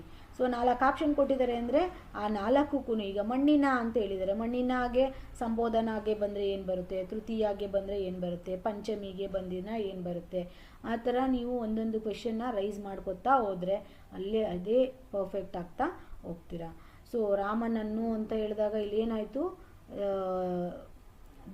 ಅನ್ನು ಬಂದು ದ್ವಿತೀಯ ವಿಭಕ್ತಿ ಪ್ರತ್ಯಯ ಆಯಿತು. ರಾಮನ ಅಂತ ಬಂದರೆ ಷಷ್ಠಿ ಆಗುತ್ತೆ. ರಾಮನ ದೆಸೆಯಿಂದ ಅಂತ ಬಂದರೆ ಪಂಚಮಿ ಆಗುತ್ತೆ. ರಾಮನಿಂದ ಅಂತ ಬಂದರೆ ತೃತೀಯ ವಿಭಕ್ತಿ ಪ್ರತ್ಯಯ ಆಗುತ್ತೆ. ಅದೇ ಥರ ಇಲ್ಲಿ ಕಾರಕಾರ್ಥ. ಈಗ ಈ ಟೇಬಲ್ ಏನಕ್ಕೆ ಉಪಯೋಗ ಅಂತ ನೋಡಿ. ಈಗ ನಿಮಗೆ ಈ ಟೇಬಲ್ ಈಗ ಇಲ್ಲಿ ಯಾವುದ್ಯಾವುದು ಅಂತ ಬಂತು ನೋಡಿ. ಇಲ್ಲಿರೋ ಅಂಥ ಟೇಬಲ್ ಯಾವ ಥರ ಕ್ವೆಶನ್ನ ರೈಸ್ ಮಾಡ್ಬೋದು ಅಂತ ಅದಕ್ಕೊಂದು ಉದಾಹರಣೆ ಹಾಕಿದ್ದೀನಿ. ಇನ್ನು ಮಿಕ್ಕಿದಂಥದ್ದನ್ನು ನೀವು ಹಾಕ್ಕೊಳ್ಬೇಕು. ಕಾರಕಾರ್ಥ ಅಂದರೆ ಅಪದಾನ ಎಂಬುದು ಈ ವಿಭಕ್ತಿ ಪ್ರತ್ಯಯಕ್ಕೆ ಸಂಬಂಧಿಸಿದ್ದು. ನೋಡಿ, ಅಪದಾನ ಅನ್ನೋದು ಯಾವ ವಿಭಕ್ತಿ ಪ್ರತ್ಯಯಕ್ಕೆ ಸಂಬಂಧಿಸಿದ್ದು ಅಂತ ಕೇಳಿದ್ದಾರೆ. ಈ ಅಪದಾನ ಅಂದರೆ ಯಾವುದಕ್ಕೆ ಬರುತ್ತೆ? ಪಂಚಮಿ. ಅದೇ ಪ್ರಥಮ ಅಂತ ಬಂದರೆ ಯಾವ್ದು ಬರುತ್ತೆ? ಪ್ರಥಮಾಗಿ ಯಾವ್ದು ಬರುತ್ತೆ? ಕರ್ತೃ. ಯಾವ್ದು ಬರುತ್ತೆ? ಕರ್ತೃ. ಹಾಗೆ ತೃತೀಯಾಗಿ ಯಾವ್ದು ಬರುತ್ತೆ? ಕಾರಣ. ಹಾಗೆ ನೀವು ಎಲ್ಲವನ್ನು ಈಗ ಷಷ್ಠಿಗೆ ಯಾವ್ದು ಬರುತ್ತೆ? ಷಷ್ಠಿಗೆ ಯಾವ್ದು ಬರುತ್ತೆ? ಸಂಬಂಧ. ಷಷ್ಠಿಗೆ ಬಂದು ಸಂಬಂಧ ಅಂತ ಬರುತ್ತೆ. ಸೊ ಅದೇ ಥರ ನೀವು ಒಂದೊಂದು ಕ್ವೆಶನ್ ಬಂದಾಗಲೂ 4 ಆಪ್ಷನ್ಗೂ ಆನ್ಸರ್ ಮಾಡ್ತಾ ಹೋಗಿ. So will be very perfect ಅಂತ ಅನ್ಸ್ಕೊಳ್ಬೋದು. ಸೊ ನೆಕ್ಸ್ಟ್ ಬಂದು ಯಾವುದು ಹೇಳಿದ್ವಿ ಈಗ? ಕಾರಕಾರ್ಥ, ಅಪದಾನ. ಓಕೆ. ನೆಕ್ಸ್ಟ್ ಬಂದು ಪ್ರಥಮ ವಿಭಕ್ತಿಯ ಕಾರಕ ಯಾವುದು? ಸೇಮ್ ಟ್ವಿಸ್ಟ್ ಕ್ವೆಶನ್ ಅಷ್ಟೇ. ಪ್ರಥಮ ವಿಭಕ್ತಿ ಪ್ರತ್ಯಯದ ಕಾರಕ ಯಾವುದು? ಕರ್ತೃ. ಅದೇ ಕಾರಣ ಯಾವುದು ಬರುತ್ತೆ? ಯಾವುದು? ಇಲ್ಲಿ ಪ್ರಥಮಗೆ ಕರ್ತೃ ಆಯಿತು. ಕಾರಣ ಯಾವುದು ಬರುತ್ತೆ? ತೃತೀಯಾಗೆ ಬರುತ್ತೆ. ಸೊ ಸಂಬಂಧ ಬಂದು ಷಷ್ಠಿಗೆ ಬರುತ್ತೆ. ಅಪದಾನ ಬಂದು ಯಾವುದು ಬರುತ್ತೆ? ಅಪದಾನ ಲಾಸ್ಟಲ್ಲಿ ಯಾವುದದು? ಅಪದಾನ ಬಂದು ಪಂಚಮಿಗೆ ಬರುತ್ತೆ. ಸಂಬಂಧ ಬಂದು ಷಷ್ಠಿಗೆ ಬರುತ್ತೆ. ಸೊ ಆ ಥರ ನೀವು ಒಂದಷ್ಟು ಕ್ವೆಶನ್ಸ್ಗಳನ್ನ ನಿಮ್ಮ ಓನ್ ವೇಯಲ್ಲಿ ನೀವು ಕ್ರಿಯೇಟ್ ಮಾಡಿಕೊಂಡ್ರೆ ಅದು ನಿಮಗೆ ಬೆಟರ್ ಆಪ್ಷನ್ ಆಗಿರುತ್ತೆ. ಸೊ ನೆಕ್ಸ್ಟ್ ಊಟ ಎಂಬ ಶಬ್ದಕ್ಕೆ ನೋಡಿ, ಇಲ್ಲಿ ಇನ್ನೂ ಒಂಥರ ಕ್ವೆಶನ್ ಬಂತು. ಸೇಮೇ ಅದು ಇನ್ನೊಂಥರ ಕ್ವೆಶನ್. ಊಟ ಎಂಬ ಶಬ್ದಕ್ಕೆ ಚತುರ್ಥಿ ವಿಭಕ್ತಿಯಲ್ಲಿ ಸೇರುವ ಪ್ರತ್ಯಯ ಯಾವುದು ಅಂತ ಕೇಳಿದರೆ. ಸೊ ಊಟ ಅನ್ನೋದಕ್ಕೆ ಯಾವುದು ಸೇರಿದ್ರೆ ಕರೆಕ್ಟಾಗಿ ಬರುತ್ತೆ? ಚತುರ್ಥಿ ವಿಭಕ್ತಿ ಪ್ರತ್ಯಯ ಯಾವುದು ಇಲ್ಲಿ ಅಂತ ಕೇಳಿದ್ದಾರೆ. ಸೊ ಗೆ, ಕೆ, ಅಕ್ಕೆ, ಹೀಗೆ ಇವೆಲ್ಲವನ್ನೂ ನಾವು ಏನಂತ ಕರಿತೀವಿ? ಚತುರ್ಥಿ ವಿಭಕ್ತಿ ಪ್ರತ್ಯಯಕ್ಕೆ ಬರುವಂಥದ್ದನ್ನೇ ಅಂತ ಹೇಳ್ತೀವಿ. ಬಟ್ ಅಲ್ಲಿ ಅವ್ರು ಏನು ಕ್ವೆಶನ್ ಕೇಳಿದ್ದಾರೆ ಅಂದರೆ ಯಾವುದು ಕರೆಕ್ಟ್ ಮ್ಯಾಚ್ ಆಗುತ್ತೆ ಇಲ್ಲಿ ಊಟ ಅನ್ನೋದಕ್ಕೆ ಈ ಕೊಟ್ಟಿರೋ ಅಂಥ ಚತುರ್ಥಿ ವಿಭಕ್ತಿ ಪ್ರತ್ಯಯದಲ್ಲಿ ಯಾವುದು ಸರಿ ಹೊಂದುತ್ತೆ ಅಂತ ಕೇಳಿರೋದು. ಈಗ ಊಟ ಅಕ್ಕೆ ಬಾ ಅಂತ ಕರಿತೀವ ನಾವು? No, wrong. ಅದು ಊಟಕ್ಕೆ ಬಾ ಅಂತ ಕರಿತೀವಿ. ಓಕೆನಾ? It's right. ಸೊ ಊಟ ಹೀಗೆ ಬಾ ಅಂತ ಕರಿತೀವ? ನೋ. ಊಟಗೆ ಬಾ ಅಂತ ಕರಿತೀವ? ನೋ. ಸೊ ಯಾವುದು ಕರೆಕ್ಟ್ ಆಗುತ್ತೆ? ಯಾವ ಚತುರ್ಥಿ ಚತುರ್ಥಿ ವಿಭಕ್ತಿ ಯಾವುದು ಸರಿ ಹೋಗುತ್ತೆ ಅದನ್ನು ನೀವು ಅಲ್ಲಿ ಸೆಲೆಕ್ಟ್ ಮಾಡಿ ಅಂತ ಕೇಳಿ ಆಪ್ಷನ್ನ ಕೊಟ್ಟಿರೋದು. ಸೊ ಇದೇ ಥರ ಟ್ವಿಸ್ಟ್ ಆಗಿರುತ್ತೆ. ಬಟ್ ಟೇಬಲಿಂದ ನೀವೆಲ್ಲ ಆನ್ಸರ್ನ ಮಾಡ್ಬೋದು. ನೆಕ್ಸ್ಟ್ ಬಂದು ನೋಡಿ ಇಲ್ಲಿ. ಈಗ ಇದು ಆಯಿತು. ಹಳಗನ್ನಡದ ಮೇಲೆ ಯಾವ ಥರ ಕ್ವೆಶನ್ನ ಕೇಳ್ಬೋದು? ಸೊ ಸೊ ಹಳಗನ್ನಡದ ಇವರಂ ಈ ಪದದ ವಿಭಕ್ತಿ ಯಾವುದು? ಇವರಂ. ಈಗ ಹಳಗನ್ನಡದಲ್ಲಿ ಯಾವ್ದ್ಯಾವ್ದು ಬರುತ್ತೆ? ಮ ಮ ಅಮ್ ಮು ಅಮ್ ಮತ್ತು ಯಾವ್ದ್ಯಾವ್ದು ಬರುತ್ತೆ ಅಲ್ಲಿ ಹಿಂದ ತಣ್ಣಿಮ್. ಅದು ನೀವು ಒಂದು ಟೇಬಲ್ನ ನೋಡಿದ್ರಲ್ವ. ಮಮ್ ಮ ಅಮ್ ಹಿಮ್ ಇದಂ ಹಿಂದೆ ಗೆ ಕೆ ಮತ್ತು ಅಥಣಿಮ್ ಅಥಣಿಂದಂ ಮತ್ತು ಆ ಓಲ್ಡ್ ಇದೆಲ್ಲ ಹಳಗನ್ನಡದ ವಿಭಕ್ತಿ ಪ್ರತ್ಯಯದ ಪದಗಳಾಗಿರುತ್ತೆ. ಸೊ ಇಲ್ಲಿ ಏನಾಗಿದೆ, ಇಲ್ಲಿ ಏನು ಕ್ವೆಶನ್ ಕೇಳಿದರೆ ಇವರಂ ಅನ್ನೋದು ಯಾವ ಪ್ರತ್ಯಯದ ಹಳಗನ್ನಡ ಯಾವ ಪ್ರತ್ಯಯದಲ್ಲಿ ಬರುತ್ತೆ ಅಂತ. ಹಮ್ ಅಂದರೆ ಯಾವುದು? ದ್ವಿತೀಯ. ಅಂದರೆ ಯಾವುದು? ದ್ವಿತೀಯ ಅಂತ ಬರುತ್ತೆ. ಸೊ ತೃತೀಯ ಅಂತ ಬಂದರೆ ಯಾವ್ದು ಬರುತ್ತೆ? ತೃತೀಯದಲ್ಲಿ ಯಾವ್ದು ಬರುತ್ತೆ? ಹಿಮ್ ಇದಂ ಅಂತ ಬರುತ್ತೆ. ತೃತೀಯದಲ್ಲಿ ಯಾವ್ದು ಬರುತ್ತೆ? ಹಿಮ್ ಇದಂ ಹಿಂದೆ ಅಂತ ಬರುತ್ತೆ. ಅದೇ ಚತುರ್ಥಿಗೆ ಬಂದರೆ ಗೆ ಕೆ ಅಂತ ಬರುತ್ತೆ. ಪಂಚಮಿಗೆ ಅಥಣಿಮ್ ಅಥಣಿಂದಂ ಅಂತ ಬರುತ್ತೆ. ಸೊ ಅದಷ್ಟೇ, ಏನಿಲ್ಲ ಅಲ್ಲಿ ಕ್ವೆಶನ್ಗಳನ್ನ ನೀವು ಒಂದು ಕ್ವೆಶನ್ ಕೊಟ್ಟರೆ ಎಲ್ಲದಕ್ಕೂ ಒಂದೊಂದು ಸಾರಿ ಹಾಕ್ಕೊಂಡು ಕ್ವೆಶನ್ನ ರೈಸ್ ಮಾಡ್ತಾ ಹೋಗಿ. ಸೊ ನೆಕ್ಸ್ಟ್ ಇವರಂ ಅದಾಯಿತು. ಓಕೆ, ನೆಕ್ಸ್ಟ್ ಸದ್ಧರ್ಮದ ಸತಿಯೇ ಸರ್ವಕ್ಕೆ ಸಾಧನಂ ಈ ವಾಕ್ಯದಲ್ಲಿ ಸೂಚಿಸಿರುವ ವಿಭಕ್ತಿ ಯಾವುದು? ನೋಡಿ ಇಲ್ಲಿ ಸತಿಯೇ ಇದರಲ್ಲಿ ಬಂದಿರುವಂಥ ಈ ವಾಕ್ಯದಲ್ಲಿ ಸೂಚಿಸುವಂಥ ವಿಭಕ್ತಿ ಯಾವುದು ಅಂತ ಕೇಳಿದ್ದಾರೆ. ಎ ಇರಾ ಎಲ್ಲ ಎಲ್ಲಿ ಬರುತ್ತೆ? ಸಂಬೋಧನಾ ಅದರಲ್ಲಿ ಬರುತ್ತೆ. ಯಾವುದ್ರಲ್ಲಿ ಬರುತ್ತೆ? ಆ ಎ ಇರಾ ಎಲ್ಲ ಎಲ್ಲಿ ಬರುತ್ತೆ? ಟೇಬಲ್ನ ನೋಡಿ ಇನ್ನೊಂದು ಸರಿ. ಸೊ ಆ ಎ ಇರಾ ಎಲ್ಲ ಎಲ್ಲಿ ಬರುತ್ತೆ? ಅದು ಸಂಬೋಧನಾ. ಸೊ ಮೇಲೆ ಇದೆ ಅನಿಸುತ್ತೆ ಇದು ಟೇಬಲ್ 10th. ಸೊ ಸಂಬೋಧನಾದಲ್ಲಿ ಬರುವಂಥದ್ದು ನೋಡಿ, ಆ ಎ ಇರಾ ಇ ಇದಿಷ್ಟು ಸಂಬೋಧನಾದಲ್ಲಿ ಬರುವಂಥ, ಮತ್ತು ಇದು ಹೊಸಗನ್ನಡ ಮತ್ತು ಹಳೆಗನ್ನಡ ಎರಡರಲ್ಲೂ ಬರುವಂಥ ಪದಗಳು ಒಂದೇ ಆಗಿರುತ್ತೆ ಸಂಬೋಧನಾದಲ್ಲಿ. ಸೊ ಈ ಪದ ಎಲ್ಲಿ ಬಂತು ಹಂಗಿದ್ರೆ ಸಂಬೋಧನಾದಲ್ಲಿ ಬಂದಿರುವಂಥ ಪದವಾಗಿದೆ. ಯಾವುದು? ಸತಿಯೇ ಅನ್ನೋದು. ಎ ಅಂದರೆ ಇದು ಸಂಬೋಧನಾ ಅಂತ ಆಗುತ್ತೆ. ಅದೇ ಪ್ರಥಮ ಅಂತ ಬಂದರೆ ಏನಾಗುತ್ತೆ? ಮ ಅಂತ ಆಗುತ್ತೆ. ಸತಿಮಂ ಅಂತ ಮ ಅಂತ ಆಗುತ್ತೆ. ಹಂಗೆ ತೃತೀಯ ಇಂದಂ ಅಂತ ಆ ಥರದ್ದು ನೀವು ಒಂದಷ್ಟು ಎಲ್ಲ ಆಪ್ಷನ್ಸ್ಗಳಿಗೆ ನೋಡ್ಕೊಳ್ತಾ ಹೋಗಿ. ನೆಕ್ಸ್ಟ್ ಇದು ಸೇಮ್ ಟೇಬಲ್ ಏನಿದೆ ಅದನ್ನೇ ಹಾಕಿದ್ದೀನಿ. ಸೊ ಆ ಇರ ಎ ಇದೆಲ್ಲ ಸಂಬೋಧನಾಗೆ ಬರುವಂಥ ಕನ್ನಡ ಹಳಗನ್ನಡ ಮತ್ತು ಹೊಸಗನ್ನಡದಲ್ಲಿ ಬರುವಂಥ ವ್ಯಕ್ತಿ ಪ್ರತ್ಯಯಗಳು ಆಗಿರುತ್ತೆ, ಪದಗಳು ಆಗಿರುತ್ತೆ. ಸೊ ಅದನ್ನು ಬಿಟ್ಟರೆ ಸೊ ಇನ್ನೇನಾದರೂ ಈ ಥರದ್ದು ಕ್ವೆಶನ್ಸ್ ಏನಾದರೂ ಇನ್ನೂ ಒಂದಷ್ಟು ಪ್ರೀವಿಯಸ್ ಇಯರ್ ಕ್ವೆಶನ್ಸ್ ಬೇಕು ಅನ್ನೋದಿದ್ರು ಮೆನ್ಷನ್ ಮಾಡಿ, ಅಥವಾ ಕಮೆಂಟ್ ಹಾಕಿ, ಅಥವಾ ಇನ್ನೇನಾದರೂ ಅರ್ಥ ಆಗಿಲ್ಲ ಅನ್ನೋದಿದ್ರೂ ಕೂಡ ಕಮೆಂಟ್ ಹಾಕಿ. ಸೊ ಬೇರೆ ಏನಾದರೂ ಟಾಪಿಕ್ಸ್ ಬೇಕು ಅನ್ನೋದಿದ್ರೂ ಕಮೆಂಟ್ ಹಾಕಿ. ಮತ್ತು ಚಾನಲಲ್ಲಿ ಮಾಡ್ತಾ ಇರೋವಂಥ ಕಂಟೆಂಟ್ಸ್ ಇಷ್ಟ ಆಗಿದರೆ ಒಂದು ಲೈಕ್ ಮಾಡಿ, ಶೇರ್ ಮಾಡಿ, ಸಬ್ಸ್ಕ್ರೈಬ್ ಮಾಡಿ. ಮೋಸ್ಟ್ ಇಂಪಾರ್ಟೆಂಟಾಗಿ ನಮಗೆ ಬೇಕಾಗಿರೋದು ನಿಮ್ಮ ಒಂದು ಸಪೋರ್ಟ್. ಸೊ ನಮ್ಮದು ಹೊಸ ಚಾನಲ್ ಆಗಿರೋದ್ರಿಂದ ಸೊ ನಿಮ್ಮ ಸಪೋರ್ಟು ನಮಗೆ ಯಾವಾಗಲೂ ಇರಲಿ ಅಂತ ಕೇಳ್ತಾ ಈ ಸೆಷನ್ನ ಮುಗಿಸ್ತಾ ಇದ್ದೇನೆ. ಸೊ ಅದಕ್ಕಿಂತ ಮುಂಚೆ ನಾನು ಇನ್ನೊಂದು ಏನು ಹೇಳಬೇಕಂದ್ರೆ, ನಮ್ಮ ಈಗ ಆಲ್ರೆಡಿ ನಮ್ಮ ಚಾನಲ್ನಲ್ಲಿ ಕನ್ನಡ 6ನೇ ತರಗತಿಯಿಂದ 10ನೇ ತರಗತಿಯವರೆಗಿನ ಕನ್ನಡ ಪದಗಳ ಅರ್ಥ ಪ್ಲೇಲಿಸ್ಟ್ ಆಲ್ರೆಡಿ ನಮ್ಮ ಚಾನಲಲ್ಲಿ ಇದೆ. ಸೊ ಕನ್ನಡ ನಾವು ಕರ್ನಾಟಕದವರು ಆಗಿರೋದ್ರಿಂದ ಕನ್ನಡವನ್ನು ಫಸ್ಟು ನಾನು ತಗೊಂಡಿದ್ದೇನೆ. ಸೊ ಅದು ಆಗ್ತಾ ಇದ್ದಾಗೇ ಎಲ್ಲ ಸಬ್ಜೆಕ್ಟು ವೀಡಿಯೋಸ್ನೂ ಕೂಡ ನಾನು ಮಾಡ್ತಾ ಹೋಗ್ತೀನಿ. ಇಂಗ್ಲೀಷ್ ಆಗಲಿ, ಸೈಕಾಲಜಿ ಆಗಲಿ, ಮ್ಯಾಥ್ಸ್ ಆಗಲಿ, ಮತ್ತು ಯಾವುದಾದ್ರು ಸೋಷಿಯಲ್ ಆಗಲಿ, ಇನ್ಯಾವುದು ಇದೆ ಅದು ಅಷ್ಟು ಸಬ್ಜೆಕ್ಟ್ಗಳನ್ನ ನಾನು ಒಂದೊಂದಾಗಿ ಮಾಡ್ತಾ ಹೋಗ್ತೀನಿ. ಸೊ ನಿಮಗೆ ನಾನು ಮಾಡ್ತಾ ಇರೋವಂಥ ಕಂಟೆಂಟ್ಸ್ ಇಷ್ಟ ಆಗಿದರೆ ಒಂದು ಸಬ್ಸ್ಕ್ರೈಬ್ ಮಾಡಿಕೊಂಡು ಚಾನಲ್ನ ನೋಡಿ. ನಿಮ್ಮ ಸಬ್ಸ್ಕ್ರಿಪ್ಷನ್ಗೆ ಏನು ಚಾರ್ಜಸ್ ಇರಲ್ಲ, ಎಲ್ಲ ಫ್ರೀ ಆಗಿರುತ್ತೆ. ವಿತಿನ್ ಸೆಕೆಂಡಲ್ಲಿ ನೀವು ಒಂದು ಸಬ್ಸ್ಕ್ರೈಬ್ನ ಮಾಡಿ ನಮಗೆ ಸಪೋರ್ಟ್ನ ಮಾಡ್ಬೋದು. ಯೂಸ್ಫುಲ್ ಅನಿಸಿದ್ರೆ ಮಾಡಿ, ಸಪೋರ್ಟ್ ಮಾಡಿ. ಸೊ ಎಲ್ಲ ನೋಟಿಫಿಕೇಷನ್ಸ್ ಬಂದು ತಲುಪಬೇಕು ಅಂದರೆ ನೀವು ಸಬ್ಸ್ಕ್ರೈಬ್ ಮಾಡಿ, ಬೆಲ್ ಬಟನ್ನ ಹಿಟ್ ಮಾಡಿದರೆ ಮಾತ್ರ ಸಾಧ್ಯ ಆಗುತ್ತೆ. ಸೊ ಇಷ್ಟನ್ನ ಹೇಳಿ ಮತ್ತು ಈ ವಿಡಿಯೋದ ಡಿಸ್ಕ್ರಿಪ್ಷನ್ನಲ್ಲಿ ನನ್ನ ಅಷ್ಟು ವಿಡಿಯೋಗಳು ಏನಿದೆ ಕನ್ನಡ ಪದಗಳ ಅರ್ಥ 6ರಿಂದ 10ರದು ಅದಷ್ಟು ವಿಡಿಯೋಗಳ ಲಿಂಕ್ನ ಕೂಡ ನಾನು ಡಿಸ್ಕ್ರಿಪ್ಷನಲ್ಲಿ ಮೆನ್ಷನ್ ಮಾಡಿರ್ತೀನಿ. ಯಾರೆಲ್ಲ ಇನ್ನೂ ಅದನ್ನು ನೋಡಿಲ್ವೋ ನೋಡಿ ಉಪಯೋಗ ಮಾಡ್ಕೊಳ್ಳಿ. ಸೊ ಈ ಸೆಷನ್ನ ಇಲ್ಲಿಗೆ ಮುಗಿಸ್ತಾ ಇದ್ದೇನೆ. Thank you all. Have a nice day ಅಂತ ಹೇಳ್ತಾ ಈ ಸೆಷನ್ನ ಮುಗಿಸ್ತಾ ಇದ್ದೀನಿ. So let's meet in next class.